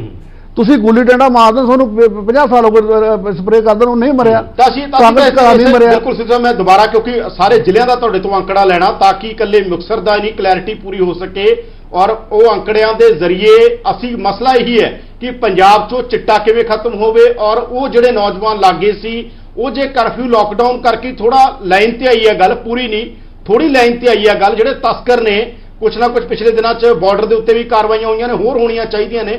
ਤਸਕਰਾਂ ਦੀ ਸਪਲਾਈ ਲਾਈਨ ਟੁੱਟਣੀ ਚਾਹੀਦੀ ਹੈ। ਪਰ ਸਭ ਤੋਂ ਵੱਡੀ ਗੱਲ ਹੈ ਕਿ ਹਰ ਜ਼ਿਲ੍ਹੇ ਦਾ ਅੰਕੜਾ ਅਸੀਂ ਤੁਹਾਡੇ ਕੋਲ ਲੈ ਕੇ ਆਉਂਦੇ ਹਾਂ। ਔਰ ਲਗਾਤਾਰ ਸਾਡੇ ਨਾਲ ਮਿੰਟੂ ਗੁਰਸਰੀਆ ਵੀ ਨੇ, ਜਿਹੜੇ ਸਾਰੇ ਮਸਲੇ ਤੇ ਕੰਮ ਕਰਦੇ ਰਹੇ ਨੇ, ਮਾਹਰ ਨੇ ਸਾਡੇ ਨਾਲ, ਮੰਤਰੀ ਬਲਵੀਰ ਸਿੱਧੂ ਵੀ ਨੇ, ਡਾਕਟਰ ਅਨੂ ਵੀ ਨੇ। ਉਹ ਸਾਰੀ ਗੱਲਬਾਤ ਦਾ ਪੋਸਟਮਾਰਟਮ ਅਸੀਂ ਤੁਹਾਡੇ ਤੱਕ ਲਗਾਤਾਰ ਲੈ ਕੇ ਆ ਰਹੇ ਹਾਂ। ਬਸ ਇੱਕ ਬ੍ਰੇਕ ਲਈ ਰੁਕਣਾ ਪੈਣਾ ਸਾਨੂੰ। ਬ੍ਰੇਕ ਤੋਂ ਬਾਅਦ ਤੁਰੰਤ ਹਾਜ਼ਰ ਹੁੰਦੇ ਹਾਂ। ਬ੍ਰੇਕ ਤੋਂ ਬਾਅਦ ਤੁਹਾਡਾ ਸਵਾਗਤ ਹੈ। ਤੁਸੀਂ ਦੇਖ ਰਹੇ ਹੋ ਨਿਊਜ਼ 18 ਪੰਜਾਬ ਹਰਿਆਣਾ ਹਿਮਾਚਲ। ਮੈਂ ਹਾਂ ਯਾਦਵਿੰਦਰ ਸਿੰਘ। ਚਰਚਾ ਅਸੀਂ ਇਸ ਗੱਲ ਦੇ ਉੱਤੇ ਕਰ ਰਹੇ ਹਾਂ, ਪਿਛਲੇ ਕਰਫਿਊ ਤੇ ਲਾਕਡਾਊਨ ਤੋਂ ਬਾਅਦ ਪੰਜਾਬ ਦੇ ਡੀ ਐਡਿਕਸ਼ਨ ਸੈਂਟਰ ਨੇ, ਜਿਹੜੇ ਨਸ਼ਾ ਰੋਕੂ ਕੇਂਦਰ ਨੇ, ਨਸ਼ਾ ਛਡਾਊ ਕੇਂਦਰ ਨੇ, ਉਹਨਾਂ 'ਚ 48,000 ਤੋਂ ਜ਼ਿਆਦਾ ਨੌਜਵਾਨ ਪਹੁੰਚੇ ਨੇ। ਤਾਂ ਕਿ ਕਿਤੇ ਨਾ ਕਿਤੇ ਸਪਲਾਈ ਲਾਈਨ ਟੁੱਟੀ ਹੈ, ਜਿੰਨੀ ਕੁ ਵੀ ਟੁੱਟੀ ਆ ਉਹਦੇ ਕਰਕੇ ਸ਼ਾਇਦ ਪਹੁੰਚੇ। ਜੇ ਸਪਲਾਈ ਲਾਈਨ ਉਹਨਾਂ ਤੱਕ ਪਹੁੰਚਦਾ ਹੁੰਦਾ ਨਸ਼ਾ ਸ਼ਾਇਦ ਨਾ ਪਹੁੰਚਦੇ। ਇਹ ਤਰਕ ਡਾਕਟਰ ਦੇ ਰਹੇ ਨੇ ਕਿ ਜਿਨ੍ਹਾਂ ਦੇ ਸਰੀਰ ਨੂੰ ਤੋੜ ਲੱਗ ਰਹੀ ਸੀ, ਚਾਹੇ ਉਹ ਫੀਮ ਖਾਂਦੇ ਸੀ, ਚਾਹੇ ਭੁੱਕੀ ਖਾਂਦੇ ਸੀ, ਜਾਂ ਫਿਰ ਚਿੱਟਾ ਪੀਂਦੇ ਸੀ, ਜਿਹਨੂੰ ਹੈਰੋਇਨ ਦੇ ਨਾਲ ਸੂਡੋਐਫਡਰੀਨ ਤੇ ਐਫਡਰੀਨ ਪਾ ਕੇ ਚਿੱਟਾ ਬਣਾਇਆ ਜਾਂਦਾ ਹੈ, ਉਹ ਚਿੱਟੇ ਤੋਂ ਕਿਤੇ ਨਾ ਕਿਤੇ ਨੌਜਵਾਨਾਂ ਨੂੰ, ਥੋੜ੍ਹਿਆਂ ਬਹੁਤਿਆਂ ਨੂੰ ਮੁਕਤੀ ਮਿਲੀ ਹੈ। ਉਹ ਆਏ ਨੇ ਇਹਨਾਂ ਕੇਂਦਰਾਂ 'ਚ, ਔਰ ਸਾਰੇ ਆਉਣੇ ਚਾਹੀਦੇ ਨੇ। ਔਰ ਸਰਕਾਰ ਨੂੰ ਉਹਨਾਂ ਡਰੱਗ ਮਾਫੀਆ ਦੇ ਖਿਲਾਫ, ਜਿਹੜਾ ਡਰੱਗ ਵੇਚਦਾ, ਜਿਹਦੀਆਂ ਤਮਾਮ ਸਰਕਾਰਾਂ, ਅਕਾਲੀ ਦਲ ਦੀ ਹੋਵੇ, ਕਾਂਗਰਸ ਦੀ ਹੋਵੇ, ਗੱਲ ਹੁੰਦੀ ਰਹੀ, ਉਹਨਾਂ ਤੇ ਕਾਰਵਾਈ ਵੀ ਕਰਨੀ ਚਾਹੀਦੀ ਹੈ। ਪਰ ਅਸੀਂ ਇੱਕ ਲਾਕਡਾਊਨ ਦੀ ਜਿਵੇਂ ਹਾਂ ਪੱਖੀ ਤਸਵੀਰਾਂ ਨੇ, ਇੱਕ ਤਸਵੀਰ ਕੀ ਹੈ ਕਿ ਸਾਡੀ ਕੁਦਰਤ ਬਹੁਤ ਵਧੀਆ ਹੋਊਗੀ, ਨੇਚਰ ਬਹੁਤ ਵਧੀਆ ਹੋਊਗੀ, ਉਸੇ ਤਰੀਕੇ ਨਾਲ ਨਸ਼ੇ ਤੇ ਵੀ ਥੋੜਾ ਬਹੁਤਾ ਫਰਕ ਪਿਆ, ਹੋਰ ਫਰਕ ਪਵੇ, ਹੋਰ ਜ਼ਿਆਦਾ ਹੋਵੇ। ਹਾਲਾਂਕਿ ਦੂਜੇ ਪਾਸੇ ਅੱਜ ਕੈਪਟਨ ਅਮਰਿੰਦਰ ਸਿੰਘ ਨੇ ਮਾਲੀਆ ਵਧਾਉਣ ਦੇ ਲਈ ਗ੍ਰਹਿ ਮੰਤਰੀ ਨੂੰ ਕਿਹਾ ਕਿ ਸ਼ਰਾਬ ਪੰਜਾਬ ਦੇ ਅੰਦਰ ਵਿਕਣੀ ਚਾਹੀਦੀ ਹੈ। ਮਿੰਟੂ ਗੁਰਸਰੀਆ ਕਹਿ ਰਹੇ ਨੇ ਸ਼ਰਾਬ ਤਾਂ ਵਿਕਣੀ ਬੰਦ ਹੀ ਨਹੀਂ ਹੋਈ ਸੀ, ਸਪਲਾਈ ਲਾਈਨ ਟੁੱਟੀ ਨਹੀਂ ਸੀ, ਸਪਲਾਈ ਲਾਈਨ ਲਗਾਤਾਰ ਜਾਰੀ ਸੀ, ਪੰਜਾਬ ਦੇ ਅੰਦਰ ਸ਼ਰਾਬ ਵਿਕ ਰਹੀ ਸੀ। ਔਰ ਨਿਊਜ਼ 18 ਨੇ ਤੇ ਖਬਰਾਂ ਵੀ ਕੀਤੀਆਂ ਨੇ, ਲਗਾਤਾਰ ਅਸੀਂ ਦਿਖਾਉਂਦੇ ਰਹੇ ਹਾਂ ਜਿੱਥੇ ਜਿੱਥੇ ਵੀ ਕਿਤੇ ਸ਼ਰਾਬ ਗੈਰ ਕਾਨੂੰਨੀ ਤਰੀਕੇ ਨਾਲ ਵਿਕ ਰਹੀ ਸੀ, ਅਸੀਂ ਉਹ ਖਬਰਾਂ ਲਗਾਤਾਰ ਦਿਖਾਈਆਂ ਨੇ ਕਿ ਸ਼ਰਾਬ ਕਿਵੇਂ ਵਿਕ ਰਹੀ ਹੈ। ਔਰ ਸਵਾਲ ਚਿੱਟੇ ਦਾ ਤੇ ਸਿੰਥੈਟਿਕ ਡਰੱਗ ਦਾ, ਮੰਤਰੀ ਸਾਡੇ ਨਾਲ ਨੇ, ਮਿੰਟੂ ਗੁਰਸਰੀਆ ਸਾਡੇ ਨਾਲ ਨੇ, ਡਾਕਟਰ ਅਨੂ ਜਿਹੜੇ ਪੂਰੇ ਪੰਜਾਬ ਦੇ ਇੰਚਾਰਜ ਨੇ ਉਹ ਵੀ ਸਾਡੇ ਨਾਲ ਨੇ, ਜਿਹੜੇ ਜਿਨ੍ਹਾਂ ਦੇ ਅੰਡਰ ਨੇ ਸਾਰੇ ਨਸ਼ਾ ਛਡਾਊ ਕੇਂਦਰ। ਸਿੱਧੂ ਸਾਹਿਬ, ਸਭ ਤੋਂ ਪਹਿਲਾਂ ਮੈਨੂੰ ਦੱਸੋ ਕਿ ਮਾਲਵੇ ਦੇ ਅੰਦਰ, ਜੇ ਆਪਾਂ ਪਹਿਲਾਂ ਮਾਲਵੇ ਚੱਲਦੇ, ਆਪਾਂ 3 ਪੋਰਸ਼ਨ ਕਰ ਲੈਂਦੇ ਹਾਂ, ਤੁਸੀਂ ਮਾਲਵੇ ਦਾ ਅੰਕੜਾ ਦੱਸੋ। ਮਾਲਵੇ 'ਚ 48,000 ਚੋਂ ਟੋਟਲ ਕਿੰਨੇ ਨੇ? ਕਿਉਂਕਿ ਮਾਲਵੇ 14 ਦੇ ਕਰੀਬ ਜ਼ਿਲ੍ਹੇ ਨੇ, ਤਾਂ ਮਾਲਵੇ ਦੇ ਕਿਹੜੇ-ਕਿਹੜੇ ਜ਼ਿਲ੍ਹਿਆਂ 'ਚ, ਔਰ ਮਾਲਵੇ ਦਾ ਟੋਟਲ ਅੰਕੜਾ ਵੀ ਦੱਸੋ। ਮਾਲਵੇ ਦੇ ਵਿੱਚ ਟੋਟਲ 37,538 ਜਿਹੜੇ ਬੰਦਿਆਂ ਨੇ ਨਵੇਂ ਰਜਿਸਟਰਡ ਹੋਏ ਨੇ। ਜੇ ਮੈਂ ਡਿਟੇਲ ਦੇਵਾਂ ਜ਼ਿਲ੍ਹਾ ਵਾਈਜ਼, ਬਰਨਾਲੇ 'ਚ 2614, ਬਠਿੰਡਾ 3616, ਫਰੀਦਕੋਟ 1456 ਔਰ ਫਾਜ਼ਿਲਕਾ ਦੇ ਵਿੱਚ 1677 ਜੀ, ਤੇ ਫਿਰੋਜ਼ਪੁਰ 'ਚ 2073, ਲੁਧਿਆਣਾ 'ਚ 4459 ਤੇ ਮੁਕਤਸਰ 'ਚ 3370, ਪਟਿਆਲਾ 3390 ਤੇ ਰੋਪੜ 950 ਤੇ ਮੋਹਾਲੀ 'ਚ 1261, ਸੰਗਰੂਰ 4686 ਤੇ ਮੋਗਾ 4716, ਫਤਿਹਗੜ੍ਹ ਸਾਹਿਬ 1180 ਤੇ ਮਾਨਸਾ 2090। ਇਹ ਟੋਟਲ 37,538 ਬੰਦੇ। ਟੋਟਲ ਸਭ ਤੋਂ ਜ਼ਿਆਦਾ ਇਹਦਾ ਮਤਲਬ ਲੁਧਿਆਣਾ 'ਚ ਨੇ, ਸਭ ਤੋਂ ਜ਼ਿਆਦਾ ਲੁਧਿਆਣੇ ਦੇ ਵਿੱਚ ਨੇ, ਤੇ ਮਾਲਵੇ ਦਾ ਸਭ ਤੋਂ ਜ਼ਿਆਦਾ, ਜਿੱਥੇ ਸਭ ਤੋਂ ਜ਼ਿਆਦਾ ਜਾ ਕੇ ਜਿਹੜੇ ਨਸ਼ਾ ਕਰਦੇ ਸੀ ਉਹ ਗਏ ਨੇ ਕੇਂਦਰਾਂ 'ਚ। ਮੋਗਾ ਸਭ ਤੋਂ ਵੱਧ ਹੈਗਾ, 4716 ਹੈਗੇ ਨੇ ਮੋਗੇ ਦੇ। ਕਪੂਰਥਲਾ ਤੇ ਲੁਧਿਆਣਾ, ਕਪੂਰਥਲਾ ਨਹੀਂ, ਅੱਛਾ ਕਪੂਰਥਲਾ ਦੁਆਬੇ 'ਚ ਆ ਗਿਆ, ਉਹ ਦੁਆਬੇ 'ਚ। ਮਾਲਵੇ ਦੇ ਅੰਦਰ ਲੁਧਿਆਣਾ, ਮਾਲਵੇ ਦੇ ਅੰਦਰ ਸਭ ਤੋਂ ਜ਼ਿਆਦਾ। ਲੁਧਿਆਣੇ ਵਿੱਚ ਸਭ ਤੋਂ ਵੱਡੇ ਨੰਬਰ ਤੇ ਇੱਕ ਤੇ ਮੋਗਾ, ਨੰਬਰ 2 ਤੇ ਤੁਹਾਡਾ ਆਪਣਾ ਸੰਗਰੂਰ, ਨੰਬਰ 3 ਤੇ ਲੁਧਿਆਣਾ ਹੈਗਾ। ਤੇ ਕੀ ਲੱਗਦਾਗਾ ਫਿਰ, ਮੈਂ ਜਿਹੜਾ ਸਾਡਾ ਪਹਿਲਾ ਸਵਾਲ ਸੀਗਾ ਕਿ ਜਿਵੇਂ ਨੇਚਰ ਬਾਰੇ ਸਵਾਲ ਹੋ ਰਿਹਾ ਕਿ ਹੁਣ ਤਾਂ ਠੀਕ ਹੋ ਗਿਆ ਵਾਤਾਵਰਨ, ਕੀ ਲਾਕਡਾਊਨ ਤੇ ਕਰਫਿਊ ਤੋਂ ਬਾਅਦ ਅਸੀਂ ਬਚਾ ਪਾਵਾਂਗੇ? ਜਿਵੇਂ ਹੁਣ ਸਾਡਾ ਵਾਤਾਵਰਨ ਠੀਕ ਹੋਇਆ, ਕੀ ਲੌਕਡਾਊਨ ਤੇ ਕਰਫਿਊ ਤੋਂ ਬਾਅਦ ਇਹ ਨੌਜਵਾਨ ਬਚੇ ਰਹਿਣਗੇ, ਕਿਤੇ ਉਹੀ ਮਾਫੀਆ ਆ ਕੇ ਜਿਹੜਾ ਮਾਫੀਆ ਚਾਹੇ ਅਕਾਲੀ ਦਲ ਦੀ ਸਰਕਾਰ ਹੋਵੇ ਚਾਹੇ ਕਾਂਗਰਸ ਦੀ ਹੋਵੇ, ਉਹ ਮਾਫੀਆ ਇਹਨਾਂ ਨੌਜਵਾਨਾਂ ਤੱਕ ਨਸ਼ਾ ਲੈ ਕੇ ਆਉਂਦਾ, ਕਿਤੇ ਉਹੀ ਹਾਲਤ ਨਹੀਂ ਉਸ ਸਾਹਿਬ? ਦੇਖੋ ਗੱਲ ਇੱਦਾਂ ਹੈ ਕਿ ਵੀ ਜੇ ਸਾਡੇ ਮੁੱਖ ਮੰਤਰੀ ਸਾਹਿਬ ਦੇ ਅੰਦਰ ਇਹਨਾਂ ਜਜ਼ਬਾ ਸੀ ਤਾਂ ਅੱਜ ਅਸੀਂ 4 ਲੱਖ ਤੋਂ ਉੱਤੇ ਜਿਹੜੇ ਨੌਜਵਾਨ ਨੇ ਇਸ ਟ੍ਰੀਟਮੈਂਟ ਵਾਲੇ ਪਾਸੇ ਤੋਰੇ ਨੇ ਤੇ ਜੇ ਅਸੀਂ ਹੁਣ ਸਾਡੇ ਕੋਲ ਇਹ ਬੱਦਾਂ ਦਾ ਰਿਕਾਰਡ ਆ ਜਾਏਗਾ ਤਾਂ ਅਸੀਂ ਇਹਨਾਂ ਸਾਰਿਆਂ ਨੂੰ ਬਕਾਇਦਾ ਪ੍ਰੋਪਰ ਮੋਨੀਟਰਿੰਗ ਕਰਾਂਗੇ ਤੇ ਬਕਾਇਦਾ ਅਸੀਂ ਜਿਹੜੇ NGO ਬਣੀਆਂ ਹੋਈਆਂ ਨੇ ਜਾਂ ਜਿਹੜੀਆਂ ਸੁਸਾਇਟੀਆਂ ਹੋਰ ਪਿੰਡਾਂ 'ਚ 5 ਸਰਪੰਚ ਨੇ ਜਾਂ ਜਿਹੜੇ ਸਾਡੇ STF ਵਾਲੇ ਨੇ ਜਾਂ ਜਿਹੜੇ ਬੜੀ ਗਰੁੱਪ ਨੇ ਜਾਂ ਜਿਹੜੇ ਹੋਰ ਜਿਹੜੇ ਹੈਗੇ ਨੇ ਉਹਨਾਂ ਸਾਰਿਆਂ ਨੂੰ ਨਾਲ ਜੋੜ ਕੇ ਇਹਨਾਂ ਦਾ ਨੰਬਰ ਦੇਵਾਂਗੇ ਤੇ ਬਕਾਇਦਾ ਇਹਨਾਂ ਨੂੰ ਅਸੀਂ ਆਪ ਖੁਦ ਮੈਂ ਨਿੱਜੀ ਤੌਰ ਤੇ ਵੀ ਗੱਲ ਕਰ ਸਕਦਾ ਇਸ ਗੱਲ ਲਈ, ਲੇਕਿਨ ਕਿਸੇ ਪਰਿਵਾਰਾਂ ਨੂੰ ਵੀ ਅੱਗੇ ਆਉਣਾ ਪਊਗਾ। ਜਿੰਦਰ ਲੋਕਾਂ ਦੀ ਸ਼ਮੂਲੀਅਤ ਨਹੀਂ ਹੁੰਦੀ ਉਨੀ ਦੇਰ ਇਹ ਗੱਲ ਖਤਮ ਨਹੀਂ ਹੋ ਸਕਦੀ, ਕਿਉਂਕਿ ਜਿਹੜੇ ਅੱਜ ਲੋਕ ਪਦਾਰਥਵਾਦੀ ਜ਼ਿਆਦਾ ਹੋ ਗਏ। ਹੁਣ ਤੁਸੀਂ ਕਰਫਿਊ ਦੌਰਾਨ ਦੇਖਿਆ ਹੋਣਾ ਕਿ ਹਰ ਚੀਜ਼ ਦੀ ਸਮਗਲ ਲੋਕਾਂ ਨੇ ਕਰ ਸ਼ੁਰੂ, ਲੋਕਾਂ ਨੂੰ ਇਹ ਵੀ ਪਤਾ ਗਰੋਸਰੀ ਤੱਕ ਹੋਣ ਲੱਗੀ, ਹਾਂ ਗਰੋਸਰੀ ਤੱਕ ਹੋਣ ਲੱਗ, ਸਬਜ਼ੀ ਤੱਕ ਦੀ ਹੋਣ ਲੱਗੀ ਸੀ ਜਾਂ ਫਰੂਟ ਦੀ ਹੋਣ ਲੱਗੀ ਸੀ ਜਾਂ ਮੈਡੀਸਨ ਦੀ ਦੁਕਾਨਾਂ ਦੇ ਉੱਤੇ ਹੋਣ ਲੱਗੀ। ਨਹੀਂ ਮਿਲਦੇ, ਅਸੀਂ ਬਹੁਤ ਸਾਰੇ ਬੰਦੇ ਦੇ ਖਿਲਾਫ ਕਾਰਵਾਈ ਕੀਤੀ, ਬਹੁਤ ਸਾਰੇ ਪਰਚੇ ਕੀਤੇ, ਬਹੁਤ ਸਾਰੇ ਦੁਕਾਨਾਂ ਮੈਂ ਸੀਲ ਵੀ ਕਰਵਾਈਆਂ ਨੇ। ਲੇਕਿਨ ਲੋਕਾਂ ਨੂੰ ਜਦੋਂ ਤੱਕ ਲੋਕ ਆਪਣੀ ਜ਼ਿੰਮੇਵਾਰੀ ਦਾ ਅਹਿਸਾਸ ਕਰਨਗੇ ਕਿ ਇਹ ਚੀਜ਼ ਸਾਡੇ ਬੱਚਿਆਂ ਵਾਸਤੇ ਖਤਰਨਾਕ ਹੈਗੀ ਆ ਜਾਂ ਜਿਹੜੇ ਲੋਕ ਇਸ ਕੰਮ 'ਚ ਹੱਥ ਰੰਗਣ ਲੱਗੇ ਹੋਏ ਨੇ ਔਰ ਜਦੋਂ ਤੱਕ ਉਹਨਾਂ ਦੇ ਘਰੇ ਅੱਗ ਨਹੀਂ ਲੱਗਦੀ ਉਹਨਾਂ ਲੋਕਾਂ ਨੂੰ ਹੋਸ਼ ਨਹੀਂ ਆਉਂਦੀ। ਪਰ ਅਸੀਂ ਇਹ ਗੱਲ ਇਹ ਕਹਿਣਾ ਚਾਹੁੰਦੇ ਆ, ਤੁਸੀਂ ਇਹਨਾਂ ਪਰਿਵਾਰਾਂ ਦੇ ਸੰਪਰਕ 'ਚ ਰਹੋਗੇ, ਸਰਕਾਰ ਦਾ ਇਹ ਦਾਅਵਾ, ਤੁਹਾਡੇ ਵਿਭਾਗ ਦਾ ਇਹ ਦਾਅਵਾ, ਲੋਕਾਂ ਨੂੰ ਨਾਲ ਜੋੜਨ ਦੀ ਕੋਸ਼ਿਸ਼ ਕਰਾਂਗੇ, ਲੋਕ ਮੁਹਿੰਮ ਬਣਾ ਕੇ ਇਸ ਗੱਲ ਨੂੰ ਅੱਗੇ ਲੈ ਕੇ ਜਾਵਾਂਗੇ। ਮਿੰਟੂ ਤੁਸੀਂ ਤੇ ਲੋਕ ਮੁਹਿੰਮਾਂ ਚਲਾਉਂਦੇ ਰਹੇ ਹੋ, ਸਾਡੇ ਯਾਦ ਆ ਤੁਸੀਂ ਪੰਜਾਬ 'ਚ ਇੱਕ ਜਿਹੜਾ ਚਿੱਟੇ ਦੇ ਖਿਲਾਫ ਕਾਲਾ ਹਫ਼ਤਾ ਜਿਹੜਾ ਤੁਸੀਂ ਮਨਾਇਆ ਸੀ।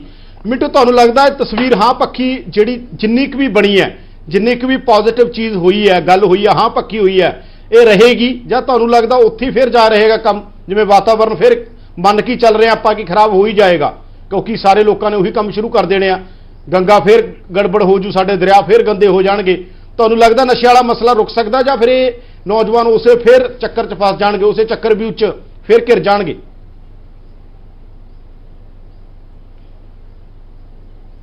ਬਿਲਕੁਲ, ਅੱਜ ਕੱਲ ਇਨਸਾਨ ਸਭ ਤੋਂ ਖਤਰਨਾਕ ਜਾਨਵਰ ਹੈ ਨਾ, ਉਹ ਪਿੰਜਰੇ ਚੋਂ ਬਾਹਰ ਨਿਕਲੇਗਾ ਤਾਂ ਵਾਤਾਵਰਨ ਦਾ ਵੀ ਨੁਕਸਾਨ ਹੋਏਗਾ ਔਰ ਥੋੜੀ ਖੁੱਲ ਮਿਲੇਗੀ ਕਰਫਿਊ ਤੋਂ ਤਾਂ ਇਹ ਵੀ ਖੁੱਲ ਕੇ ਖੇਡਣਗੇ ਜਿਹੜੇ ਹੈਗੇ ਆ ਥੋੜੇ ਜਿਹੇ ਇਸ ਟਾਈਮ ਸਕੰਜਾ। ਦੇਖੋ ਹਾਂ ਪੱਕੀ ਤਸਵੀਰ ਨੂੰ ਮੈਂ ਨਕਾਰਦਾ ਨਹੀਂ ਹੈ, ਮੈਂ ਨਹੀਂ ਕਹੂੰਗਾ, ਜਿਹੜੇ ਨਵੇਂ ਰਜਿਸਟਰਡ ਹੋਏ ਸਾਡੇ ਕੋਲ ਮੌਕਾ ਹੈ, ਮੈਂ ਮੰਤਰੀ ਸਾਹਿਬ ਨੂੰ ਦਰਖਾਸਤ ਕਰੂੰਗਾ ਕਿ ਫੋਲੋ ਅਪ ਵਧੀਆ ਰੱਖੋ। ਅਸਲ ਦੇ ਵਿੱਚ ਕੀ ਆ ਕਿ ਦਵਾ ਦੇ ਨਾਲ ਨਾਲ ਨਾ ਜਿਹੜਾ ਨਸ਼ੇੜੀ ਹੁੰਦਾ ਹੈ ਦੁਆ ਦੀ ਵੀ ਬਹੁਤ ਜ਼ਰੂਰਤ ਹੁੰਦੀ ਹੈ ਉਹਨੂੰ। ਦੁਆ ਕਿਵੇਂ ਕਿ ਉਹਦੇ ਜ਼ਹਿਨੀ ਤਲ ਤੇ ਵੀ ਇੱਕ ਤਬਦੀਲੀ ਲਿਆਉਣੀ ਪੈਂਦੀ ਹੈ। ਫਿਜ਼ੀਕਲ ਤਾਂ ਤੁਸੀਂ ਦਵਾਈਆਂ ਨਾਲ ਚਾਹੇ ਹੁਣ ਚਲੋ ਤੁਸੀਂ ਕਹਿੰਦੇ ਹੋ ਕਿ ਬੁਪਰੀਨੋਰਫਿਨ ਨਹੀਂ ਅਸੀਂ ਆਹ ਦਿੰਦੇ ਫਲਾਹ ਦਿੰਦੇ ਆ, ਪਰ ਤੁਸੀਂ ਉਹਦੀ ਜ਼ਹਿਨੀਅਤ ਤੇ ਕਿਸ ਤਰ੍ਹਾਂ ਦਾ ਅਸਰ ਕਰੋਗੇ?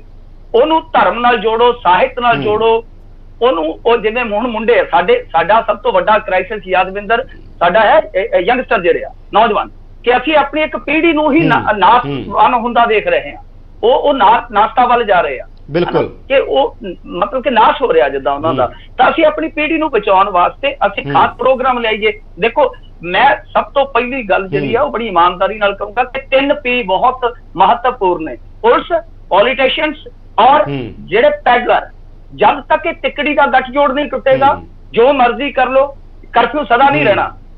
ਇਹ ਤਿੱਕੜੀ ਦਾ ਗੱਠਜੋੜ ਜਿੱਥੇ ਵੀ ਹੈ ਉਹ ਤੁਹਾਨੂੰ ਲੱਭਣਾ ਪਊਗਾ, ਤੋੜਨਾ ਪਊਗਾ। ਦੂਜੀ ਚੀਜ਼ ਇਹ ਆ, ਮੰਤਰੀ ਸਾਹਿਬ ਦੀ ਗੱਲ ਨਾਲ ਮੈਂ ਇਤਫਾਕ ਰੱਖਦਾ ਵਾਂ ਕਿ ਮਾਪਿਆਂ ਨੂੰ ਜ਼ਿੰਮੇਵਾਰ ਬਣਨਾ ਪਊਗਾ, ਪਰ ਮਾਪਿਆਂ ਨੂੰ ਅਸੀਂ ਜ਼ਿੰਮੇਵਾਰ ਬਣਾਉਣ ਵਾਸਤੇ ਹੁਣ ਦੇਖੋ ਸਾਡੇ ਪੰਜਾਬ ਦੇ ਵਿੱਚ ਬਹੁਤੇ ਮਾਪੇ ਨਹੀਂ ਪੜ੍ਹੇ ਲਿਖੇ, ਤਾਂ ਸਾਨੂੰ ਚੇਤਨਤਾ ਵਾਸਤੇ ਕੋਈ ਸਰਕਾਰੀ ਪੱਧਰ ਤੇ ਵੀ ਕੁਝ ਪ੍ਰੋਗਰਾਮ ਉਲੀਕਣੇ ਚਾਹੀਦੇ ਆ, ਸਮਾਜਿਕ ਪੱਖ ਤੋਂ ਵੀ ਸਾਨੂੰ ਲਹਿਰਾਂ ਉਸਾਰਨੀਆਂ ਚਾਹੀਦੀਆਂ ਔਰ ਸਭ ਤੋਂ ਵੱਡਾ ਮਹੱਤਵਪੂਰਨ ਰੋਲ ਜਿਹੜਾ ਟੀਚਰਾਂ ਦਾ ਵੀ ਹੈ ਨਾਲ। ਤਾਂ ਅਸੀਂ ਸਕੂਲੀ ਸਿਲੇਬਸ ਵਾਸਤੇ ਕੀ ਕਰ ਰਹੇ ਹਾਂ, ਅਸੀਂ ਸਿੱਖਿਆ ਦੇ ਢਾਂਚੇ 'ਚ ਕੀ ਤਬਦੀਲੀਆਂ ਲਿਆ ਰਹੇ ਹਾਂ। ਟੀਚਰਾਂ ਦੀ ਅੱਗੇ ਦੇਖੋ, ਟੀਚਰਾਂ ਦੀ ਇੰਨੀ ਜ਼ਿਆਦਾ ਆਦਰ ਸਤਿਕਾਰਤਾ ਕੀਤੀ ਜਾਂਦੀ ਸੀਗੀ ਨਾ ਕਿ ਜਦੋਂ ਉਹ ਘਰਾਂ 'ਚ ਆਉਂਦੇ ਸੀ ਤੇ ਮਾਪੇ ਵੀ ਐਂ ਖੜ ਜਾਂਦੇ ਸੀ। ਉਹ ਰਿਸ਼ਤਾ ਤਰੇੜਿਆ ਗਿਆ, ਉਹ ਰਿਸ਼ਤਾ ਅਸੀਂ ਸਰਕਾਰੀ ਸਕੂਲਾਂ 'ਚ ਪੜ੍ਹੇ, ਉਹ ਰਿਸ਼ਤਾ ਤਰੇੜਿਆ ਗਿਆ। ਮਿੰਟੂ ਇੱਕ ਗੱਲ ਮੈਂ ਹੋਰ ਪੁੱਛਣੀ ਚਾਹੁੰਦਾ, ਬਿਲਕੁਲ ਇਹ ਜ਼ਰੂਰਤ ਆ ਗਈ। ਇੱਕ ਗੱਲ ਹੋਰ ਆ ਮਿੰਟੂ, ਕਿਉਂਕਿ ਤੁਹਾਡਾ ਪਰਸਨਲ ਐਕਸਪੀਰੀਅੰਸ ਆ, ਤੁਸੀਂ ਉਸ ਤਰ੍ਹਾਂ ਦੇ ਨਸ਼ੇ ਤੇ ਗਏ ਹੋ ਜਿਹਨੂੰ ਹੈਰੋਇਨ ਕਿਹਾ ਜਾਂਦਾ ਹੈ। ਜਿਹੜੇ ਹੈਰੋਇਨ ਵਾਲੇ, ਪੌਪੀ ਹਸਕ ਵਾਲੇ ਜਾਂ ਖਾਸ ਤੌਰ ਤੇ ਅਫੀਮ ਵਾਲੇ, ਜਿਹੜਾ ਪੱਕਾ ਕਿਹਾ ਹੁੰਦਾ ਹੱਡਾਂ ਨੂੰ ਲੱਗੇ ਹੋਏ ਨਸ਼ੇ ਕਿਹਾ ਜਾਂਦਾ, ਤੁਹਾਡਾ ਆਪਣਾ ਤੁਹਾਨੂੰ ਲੱਗਦਾ ਹੈਗਾ ਕਿ ਜਦੋਂ ਇਹ ਸਾਰੀਆਂ ਚੀਜ਼ਾਂ ਖਤਮ ਹੋਣਗੀਆਂ, ਮੈਂ ਤੁਹਾਡੇ ਪਰਸਨਲ ਐਕਸਪੀਰੀਅੰਸ ਤੋਂ ਪੁੱਛ ਰਿਹਾ, ਤਾਂ ਕੀ ਕਰਨ ਦੀ ਲੋੜ ਹੋਏਗੀ ਜੇ ਤੁਸੀਂ ਸਰਕਾਰ ਨੂੰ ਦੱਸ ਸਕੋ ਕਿ ਇਹਨਾਂ ਲਈ ਆਹ ਕਰ ਦੋ ਤਾਂ ਇਹ ਰੁਕਣਗੇ, ਨਹੀਂ ਰੁਕਣਗੇ, ਨਹੀਂ ਫਿਰ ਉਸੇ ਪਾਸੇ ਨੂੰ ਜਾਣਗੇ, ਨਹੀਂ ਫਿਰ ਇਹ ਨਸ਼ਾ ਕਰਨਗੇ ਜਾ ਕੇ, ਫਿਰ ਚਿੱਟਾ, ਫਿਰ ਫੀਮ, ਫਿਰ ਭੁੱਕੀ। ਜੀ ਨਹੀਂ ਬਿਲਕੁਲ, ਦੇਖੋ ਯਾਦਵਿੰਦਰ ਜੀ, ਅਸਲ ਦੇ ਵਿੱਚ ਕੀ ਆ ਕਿ ਸਾਨੂੰ ਸਾਈਕੀ ਫੜਨ ਦੀ ਲੋੜ ਆ। ਜਦੋਂ ਅਸੀਂ ਮਨੋਵਿਗਿਆਨਕ ਢੰਗ ਦੇ ਨਾਲ ਸਾਈਕੀ ਫੜਾਂਗੇ ਨਾ, ਫਿਰ ਸਾਨੂੰ ਇਹ ਗੁੰਝਲਾਂ ਖੁੱਲ ਕੇ ਨਜ਼ਰ ਆਉਣਗੀਆਂ। ਹੁਣ ਦੇਖੋ, ਇੱਕ ਭੁੱਕੀ ਦਾ ਬੰਦਾ, ਭੁੱਕੀ ਦਾ ਆਦੀ ਆ, ਉਹ ਇਸ ਟਾਈਮ ਭੁੱਕੀ ਜਿਹੜੀ ਆ ਉਹ ਦੱਸ ਸਕਦੇ ਹੋ ਕਿ ਸਾਡਾ ਪਿੰਡ ਤੁਹਾਨੂੰ ਪਤਾ ਬਾਰਡਰ ਤੇ ਆ, ਹਰਿਆਣੇ ਦੇ ਵੀ ਬਾਰਡਰ ਤੇ, ਰਾਜਸਥਾਨ ਦੇ ਬਾਰਡਰ ਤੇ। ਸਾਡੇ ਤੋਂ ਕੋਈ ਗੱਲਾਂ ਲੁਕੀਆਂ ਨਹੀਂ। ਸਾਡੇ ਇੱਥੇ 10,000 ਨੂੰ ਹੋ ਗਏ ਡੋਡੇ ਯਕਦਮ। ਹੁਣ ਜਿਹੜਾ ਗਰੀਬ ਬੰਦਾ ਸੀਗਾ ਉਹ ਨਹੀਂ ਖਾ ਸਕਦਾ, ਉਹਨੇ ਕੀ ਰੁੱਖ ਕੀਤਾ? ਉਹਨੇ ਕੀਤਾ ਆਊਟ ਸੈਂਟਰਾਂ ਵੱਲ। ਹੁਣ ਆਊਟ ਸੈਂਟਰਾਂ ਦੇ ਵਿੱਚ ਜਾਂ ਤਾਂ ਅਸੀਂ ਉਹਨਾਂ ਨੂੰ ਸੰਭਾਲ ਲਈਏ, ਪ੍ਰੋਪਰ ਟ੍ਰੀਟਮੈਂਟ ਦਈਏ, ਕਿਉਂਕਿ ਉਹ ਇੰਨੇ ਜ਼ਿਆਦਾ ਮਾਨਸਿਕ ਕਮਜ਼ੋਰ ਹੁੰਦੇ ਆ ਨਾ। ਹੁਣ ਮੈਨੂੰ ਅੱਜ ਹੀ ਇੱਕ ਯਾਦਵਿੰਦਰ ਜੀ ਬੰਦਾ ਮਿਲਿਆ ਸੀਗਾ, ਇੱਕ ਅੱਜ ਹੀ ਬੰਦਾ ਮਿਲਿਆ ਸੀ, ਉਹਦਾ ਮੁੰਡਾ, ਉਹ ਕਹਿੰਦਾ ਕਿ ਮੇਰਾ ਮੁੰਡਾ ਮਰਦਾ ਪਿਆ। ਉਹ ਆਪ ਡੋਡਿਆਂ ਦਾ ਆਦੀ ਹੈ। ਉਹ ਕਹਿੰਦਾ ਕਿ ਯਾਰ ਡਾਕਟਰ ਮੈਨੂੰ ਦਵਾਈ ਨਹੀਂ ਦੇ ਰਹੇ, ਬਲੋਟ ਦੀ ਗੱਲ ਸੀ ਸ਼ਾਇਦ। ਤਾਂ ਦੂਜੇ ਪਾਸੇ ਕਹਿੰਦਾ ਕਿ ਘਰੇ ਆਇਆ ਉੱਥੋਂ ਖੱਪ ਖਪਾ ਕੇ, ਤੇ ਮੇਰਾ ਮੁੰਡਾ ਜਿਹੜਾ ਕਹਿੰਦਾ ਕਣਕ ਦਾ ਗੱਟਾ ਦੇ ਮੈਨੂੰ, ਮੈਂ ਚੱਲਿਆ ਟੀਕਾ ਲਵਾਉਣ, ਨਹੀਂ ਤਾਂ ਮੈਂ ਮਰਦਾ। ਦੱਸੋ, ਇਸ ਤਰ੍ਹਾਂ ਦੇ ਜਿਹੜੇ ਦੁਖੀ ਬੰਦੇ ਆ, ਸਾਨੂੰ ਜ਼ਰੂਰਤ ਹੈ ਕਿ ਉਹਨਾਂ ਨੂੰ ਅਸੀਂ ਸਹਾਰਾ ਦਈਏ, ਉਹਨਾਂ ਦੀ ਸਾਈਕੀ ਫੜ ਕੇ ਚੱਲੀਏ ਕਿ ਕੀ ਸਮੱਸਿਆਵਾਂ ਨੇ। ਬੇਰੁਜ਼ਗਾਰੀ ਸਾਡੀ ਇੱਕ ਸਮੱਸਿਆ ਹੈ, ਇਸ ਤਰ੍ਹਾਂ ਦੇ ਜਿਹੜੇ ਸਮਾਜਿਕ ਤਾਣੇ ਬਾਣੇ ਉਲਝੇ ਹੋਏ ਆ, ਉਹ ਸਾਡੀ ਸਮੱਸਿਆ ਹੈ। ਸੋ ਇਹ ਸਭ ਤੋਂ ਜ਼ਰੂਰੀ ਹੈ ਕਿ ਪਹਿਲਾਂ ਸਟੱਡੀ ਲਿਆਓ, ਠੋਸ ਰੂਪ ਦੇ ਵਿੱਚ ਸਟੱਡੀ ਹੋਣੀ ਚਾਹੀਦੀ ਹੈ ਤੁਹਾਡੇ ਕੋਲ ਕਿ ਸਾਡੇ ਮਨੋਵਿਗਿਆਨਕ ਕਾਰਨ ਕੀ ਹੈ। ਡੋਡਿਆਂ ਵਾਲਿਆਂ ਨੂੰ, ਹੁਣ ਡੋਡਿਆਂ ਅਸੀਂ ਸ਼ਰਾਬ ਤਾਂ ਲੀਗਲਾਈਜ਼ ਕਰੀ ਜਾਂਦੇ ਆ ਦੇਖੋ, ਆ ਜਿਹੜਾ 100 ਦਿਨਾਂ ਦਾ ਅੰਕੜਾ ਸਾਡੇ ਕੋਲੇ, WHO ਦਾ ਹੀ ਅੰਕੜਾ ਹੈ ਮੇਰੇ ਕੋਲੇ, 100 ਦਿਨਾਂ ਦੇ ਵਿੱਚ ਸ਼ਰਾਬ ਦੇ ਨਾਲ 8 ਲੱਖ ਬੰਦਾ ਮਰ ਗਿਆ, ਕਰੋਨਾ ਦੇ ਨਾਲ 1.5 ਲੱਖ ਮਰਿਆ। ਅਸੀਂ ਤਰਾਈ ਕਰ ਰਹੇ ਹਾਂ ਤੇ ਸ਼ਰਾਬ ਨੂੰ ਅਸੀਂ ਕਹਿੰਦੇ ਲੀਗਲਾਈਜ਼ ਹੈ ਤੇ ਚਲੋ ਬਾਈ ਸਾਨੂੰ ਵੇਚਣ ਦਾ ਮੌਕਾ ਦੇ ਦਿਓ। ਤੇ ਡੋਡੇ ਜਿਹੜੇ ਨੈਚੁਰਲੀ ਚੀਜ਼ ਆ, ਉਹਨਾਂ ਨੂੰ ਅਸੀਂ ਕਹਿੰਦੇ ਨਾ ਬਾਈ, ਅਸੀਂ ਇਹਦੇ ਤੇ ਚਰਚਾ ਵੀ ਨਹੀਂ ਕਰ ਸਕਦੇ, ਸੰਵਾਦ ਵੀ ਨਹੀਂ ਕਰ ਸਕਦੇ। ਅਸੀਂ ਘੱਟੋ ਘੱਟ ਡਿਸਕੋਰਸ ਦਾ ਹਿੱਸਾ ਤਾਂ ਬਣਾਈਏ ਨਾ ਇਹ ਚੀਜ਼ਾਂ, ਕਿ ਜੇ ਸ਼ਰਾਬ ਲੀਗਲਾਈਜ਼ ਕੀਤੀ ਜਾ ਸਕਦੀ ਆ। ਜਿਹੜੇ ਡੋਡਿਆਂ ਵਾਲੇ ਜਿਹੜੇ ਸਾਡੇ 50 ਤੋਂ ਉੱਤੇ ਆ, 50-60 ਤੋਂ ਉੱਤੇ, ਕਈ 80 ਸਾਲ ਦੇ ਬਜ਼ੁਰਗਾਂ ਨੂੰ ਮੈਂ ਜਾਤੀ ਤੌਰ ਤੇ ਜਾਣਦਾ ਜਿਹੜੇ ਡੋਡੇ ਫੀਮ ਖਾਂਦੇ ਆ। ਤਾਂ ਤੁਸੀਂ ਧਰਮਵੀਰ ਗਾਂਧੀ ਵਾਂਗੂ, ਮਿੰਟੂ ਤੁਸੀਂ ਧਰਮਵੀਰ ਗਾਂਧੀ ਵਾਂਗੂ ਟ੍ਰੈਡੀਸ਼ਨਲ ਨਸ਼ਿਆਂ ਦੇ ਪੱਖ ਚੋਂ, ਜਿਹੜੇ ਟ੍ਰੈਡੀਸ਼ਨਲ ਨੇ, ਜਿਹੜੇ ਧਰਮਵੀਰ ਗਾਂਧੀ ਨੇ ਤਾਂ ਲੈਟਰ ਲਿਖਿਆ CM ਨੂੰ, PM ਨੂੰ, ਸਭ ਨੂੰ, ਪਾਰਲੀਮੈਂਟ 'ਚ ਵੀ ਕਿਹਾ ਸੀ ਉਹਨਾਂ ਨੇ ਤਾਂ ਕਿ ਟ੍ਰੈਡੀਸ਼ਨਲ ਨਸ਼ੇ ਕਰ ਦੋ, ਉਹਦੇ ਨਾਲ ਮਰਨਗੇ ਨਹੀਂ ਲੋਕ, ਸਿੰਥੈਟਿਕ ਡਰੱਗ ਨਾਲ ਲੋਕ ਮਰ ਰਹੇ ਨੇ। ਤੁਸੀਂ ਵੀ ਇਹਦੇ ਨਾਲ ਸਹਿਮਤ ਹੋ? ਹਾਂ ਬਿਲਕੁਲ, ਮੈਂ ਤੁਹਾਨੂੰ ਕਹਿ ਰਿਹਾ ਕਿ ਸੰਵਾਦ ਦਾ ਹਿੱਸਾ ਤਾਂ ਬਣਾਵੇ ਨਾ, ਸੰਵਾਦ ਦਾ ਹਿੱਸਾ ਤਾਂ ਬਣਾਵੋ। ਅਸੀਂ ਸਮਾਜ ਤੋਂ ਵੀ ਭੱਜ ਰਹੇ ਹਾਂ ਕਿ ਸਾਨੂੰ ਵੇਖਣਾ ਪਊਗਾ ਕਿ ਅਸੀਂ ਭਾਈ ਕਿੱਥੇ ਜਾ ਕੇ ਆਪਣੀ ਪੀੜ੍ਹੀ ਨੂੰ ਬਚਾ ਸਕਦੇ ਹਾਂ, ਕਿੱਥੇ ਜਾ ਕੇ ਅਸੀਂ ਆਪਣੇ ਬਜ਼ੁਰਗਾਂ ਨੂੰ ਰਾਹ ਦੇ ਸਕਦੇ ਹਾਂ। ਕੋਈ ਐਸਾ ਪ੍ਰੋਗਰਾਮ ਅਸੀਂ ਡਿਸਕੋਰਸ ਦਾ ਹਿੱਸਾ ਤਾਂ ਬਣਾਈਏ ਨਾ। ਇਹ ਸਿਆਸਤ ਨਹੀਂ ਹੋਣੀ ਚਾਹੀਦੀ, ਕਿਉਂਕਿ ਇਹ ਪੰਜਾਬ ਦਾ ਕ੍ਰਾਈਸਿਸ ਹੈ। ਕ੍ਰਾਈਸਿਸ ਤੇ ਜੇ ਸਿਆਸਤ ਕਰੋਗੇ ਤਾਂ ਅਰਥੀਆਂ ਉੱਠਣਗੀਆਂ, ਜੇ ਤੁਸੀਂ ਸੰਵਾਦ ਕਰੋਗੇ ਤਾਂ ਇਹਦੇ ਵਿੱਚ ਭਵਿੱਖ ਤੋਂ ਬਹੁਤ ਵਧੀਆ ਰਿਸ਼ਮਾਂ ਉੱਠਣਗੀਆਂ। ਇਹ ਅਸੀਂ ਤੈਅ ਕਰਨਾ ਕਿ ਅਸੀਂ ਅਰਥੀਆਂ ਚੁੱਕਣੀਆਂ ਨੇ ਜਾਂ ਰਿਸ਼ਮਾਂ ਚੁੱਕਣੀਆਂ ਨੇ, ਇਹ ਸਾਡੇ ਹੱਥ 'ਚ ਆ। ਸੋ ਮੈਂ ਬੇਨਤੀ ਕਰੂੰਗਾ ਕਿ ਠੋਸ ਰੂਪ ਦੇ ਵਿੱਚ ਕੋਈ ਪਾਲਿਸੀ ਲਿਆਂਦੀ ਜਾਵੇ, ਕੋਈ ਸਟੱਡੀ ਕਰਾਈ ਜਾਵੇ। ਔਰ ਬਿਲਕੁਲ ਮੈਂ ਸਹਿਮਤ ਹਾਂ ਕਿ ਜਿਹੜਾ ਬੰਦਾ, ਤੁਸੀਂ ਜੇ ਵਧੀਆ ਰਿਜ਼ਲਟ ਦਿਓਗੇ, ਉਹ ਜਿਹੜੇ ਨੌਜਵਾਨ ਜਿਹੜੇ ਇਸ ਦਲਦਲ ਚੋਂ ਬਾਹਰ ਨਿਕਲਣਗੇ, ਤੁਹਾਡੀ ਲੜਾਈ ਦੇ ਸਿਪਾਹੀ ਬਣ ਜਾਣਗੇ। ਉਹ ਕਾਉਂਸਲਿੰਗ ਵੀ ਅੱਗੇ ਆਪ ਕਰਦਿਆ ਕਰਨਗੇ, ਪਰ ਉਹਨਾਂ ਵਾਸਤੇ ਕੋਈ ਤੁਸੀਂ ਅੱਗੇ ਪਲੇਟਫਾਰਮ ਤੇ ਖੋਲੋ ਨਾ, ਅੱਗੇ ਕੋਈ ਰੋਜ਼ਗਾਰ ਦੇ ਮੌਕੇ ਤਾਂ ਖੋਲੋ ਨਾ, ਉਹ ਲੜਨਗੇ ਇਹ ਲੜਾਈ। ਸਿਰ ਸਾਹਿਬ, ਜਿਹੜੀ ਇਹ ਗੱਲ ਜਿਹੜੀ ਮਿੰਟੂ ਕਹਿ ਰਹੇ ਨੇ ਕਿ ਸੋਸ਼ਲ ਮੂਵਮੈਂਟ ਹੋਵੇ, ਕੋਈ ਇਸ ਤਰੀਕੇ ਦੀ ਗੱਲ ਹੋਵੇ ਕਿ ਸਾਈਕੋਲੋਜੀਕਲੀ ਇੱਕ ਮਾਹੌਲ ਤਿਆਰ ਕੀਤਾ ਜਾਵੇ, ਮਨੋਵਿਗਿਆਨਕ ਤੌਰ ਦੇ ਉੱਤੇ ਜਦੋਂ ਤੱਕ ਚੀਜ਼ਾਂ ਠੀਕ ਨਹੀਂ ਹੁੰਦੀਆਂ ਉਦੋਂ ਤੱਕ ਤੁਸੀਂ ਚੀਜ਼ਾਂ ਨੂੰ ਠੀਕ ਨਹੀਂ ਕਰ ਸਕਦੇ।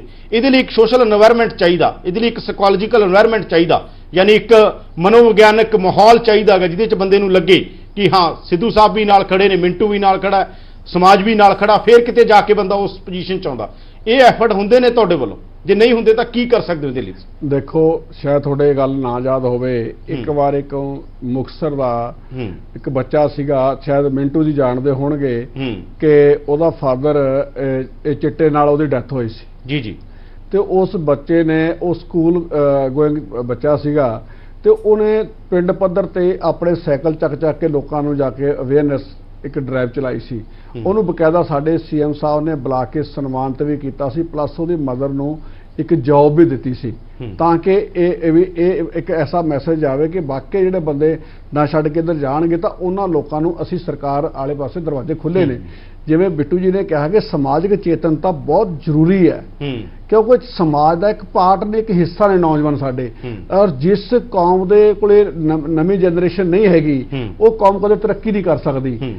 ਅੱਜ ਤੁਸੀਂ ਦੇਖੋ ਇਟਲੀ ਦੇ ਵਿੱਚ ਜੇ ਮੈਕਸਿਮਮ ਮੌਤਾਂ ਹੋਈਆਂ ਉਹ ਸਾਰੇ ਬਜ਼ੁਰਗ ਸੀਗੇ ਜ਼ਿਆਦਾ, ਜਾਂ ਉਹਨਾਂ ਦੀ ਉਮਰ 90 ਸਾਲ ਸੀ, 85 ਸਾਲ 86 ਸਾਲ ਸੀ, ਪਰ ਉਹਨਾਂ ਨੇ ਆਪਣਾ ਸਰਮਾਇਆ ਹੌਲੀ ਸੰਭਾਲ ਕੇ ਰੱਖਿਆ ਹੋਇਆ ਸੀ।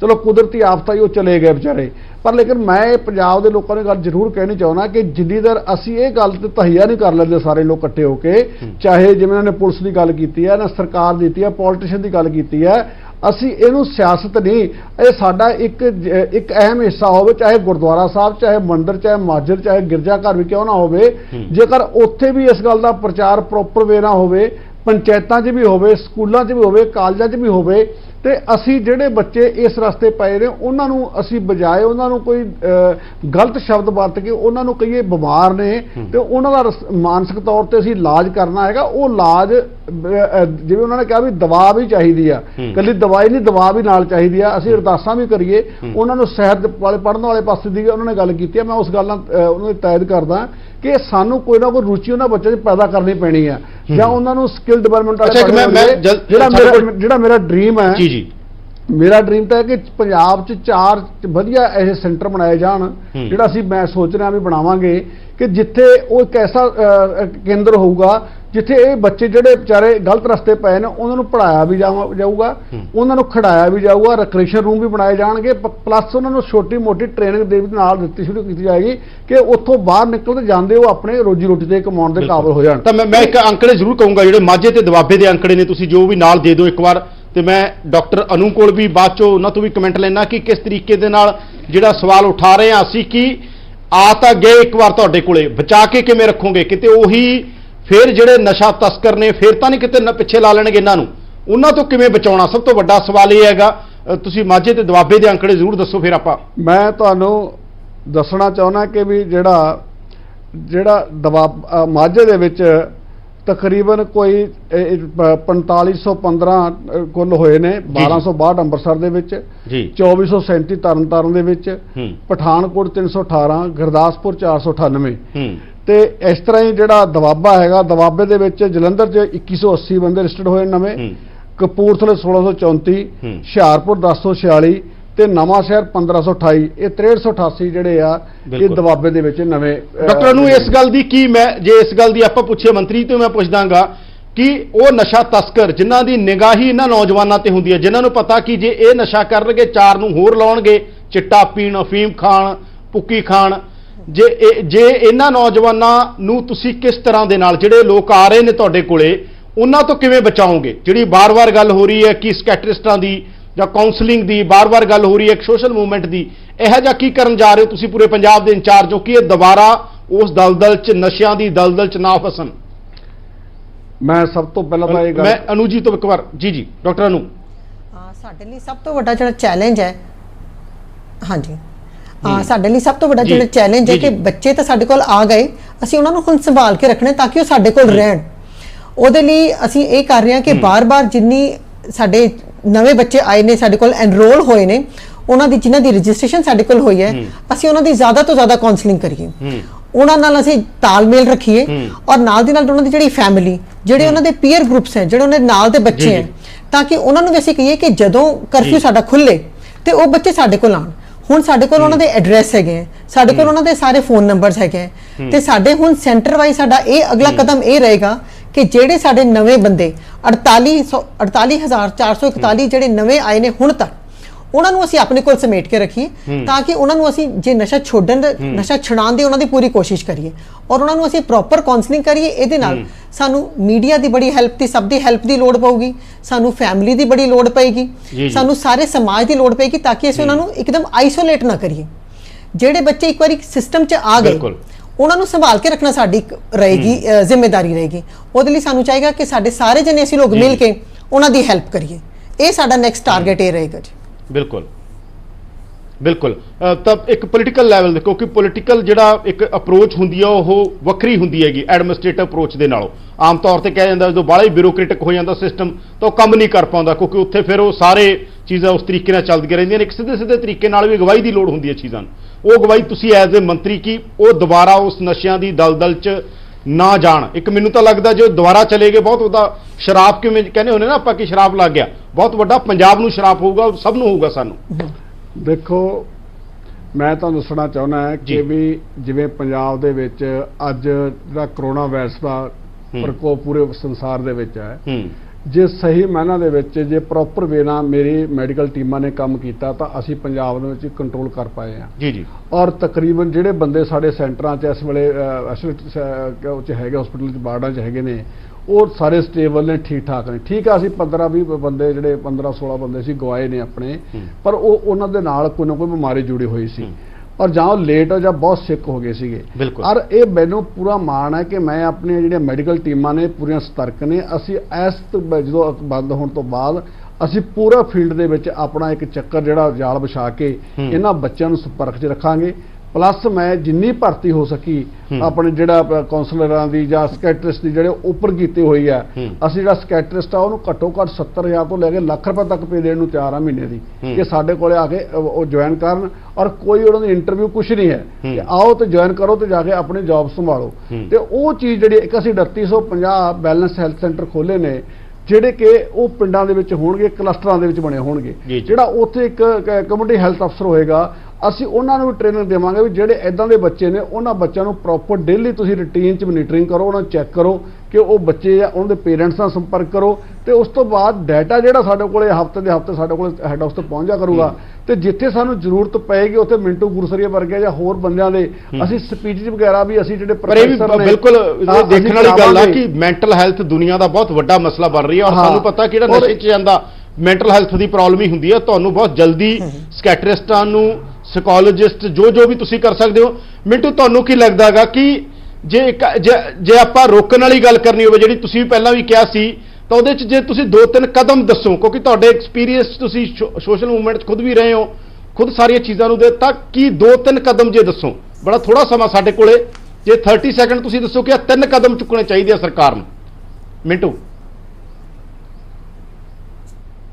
ਹਾਂਜੀ ਬਿਲਕੁਲ ਬਿਲਕੁਲ, ਜਿੱਦਾਂ ਇਹਨਾਂ ਨੇ ਸਕਿੱਲ ਸੈਂਟਰ ਕਿਹਾ, ਇੱਕ ਤੇ ਨੌਜਵਾਨਾਂ ਵਾਸਤੇ ਬਹੁਤ ਜ਼ਰੂਰੀ ਹੈ। ਜੇ ਇਦਾਂ ਕਰਨਗੇ ਤਾਂ ਮੈਂ ਖੁਦ ਇਹਨਾਂ ਦੇ ਘਰੇ ਆ ਕੇ ਮੰਤਰੀ ਸਾਹਿਬ ਦਾ ਥੈਂਕਸ ਕਰਕੇ ਜਾਊਂਗਾ।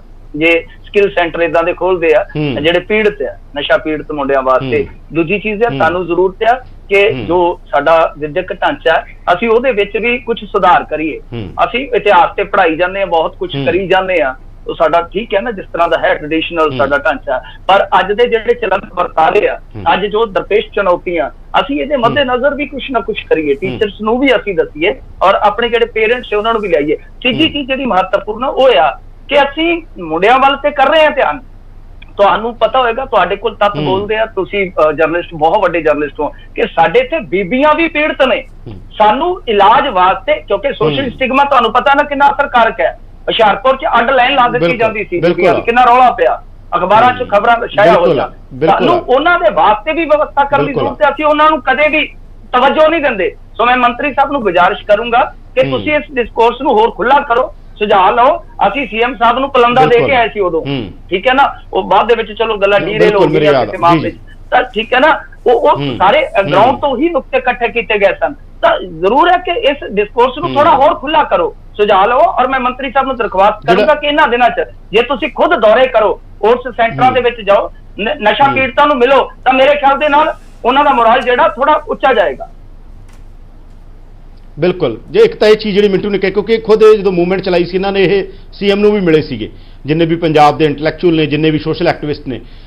ਜਿਹੜਾ ਸੋਸ਼ਲ ਸਟਿਗਮਾ ਬਣਿਆ ਹੋਇਆ, ਔਰ ਬਸ ਮੈਂ 30 ਸੈਕਿੰਡ ਤੁਹਾਡੇ ਤੇ ਜਵਾਬ ਚਾਹੁੰਦਾ, ਅਸੀਂ ਵਾਈਂਡ ਅਪ ਕਰਨਾ ਪ੍ਰੋਗਰਾਮ, ਕਿ ਇਹਦੇ ਲਈ ਤੁਸੀਂ ਕਦਮ ਚੁੱਕੋਗੇ ਔਰਤਾਂ ਲਈ ਖਾਸ ਤੌਰ ਦੇ ਉੱਤੇ, ਔਰ ਸੋਸ਼ਲ ਸਟਿਗਮਾ ਕਿਵੇਂ ਖਤਮ ਹੋ? ਦੇਖੋ, ਔਰਤਾਂ ਨੂੰ ਜਿਹੜਾ ਨਸ਼ੇ ਦੀ ਜਿਹੜੀ ਆ ਲੱਤ ਹੈ, ਉਹ ਵੀ ਸਾਡੇ ਬੰਦਿਆਂ ਤੋਂ ਲੱਗਦੀ ਹੈ।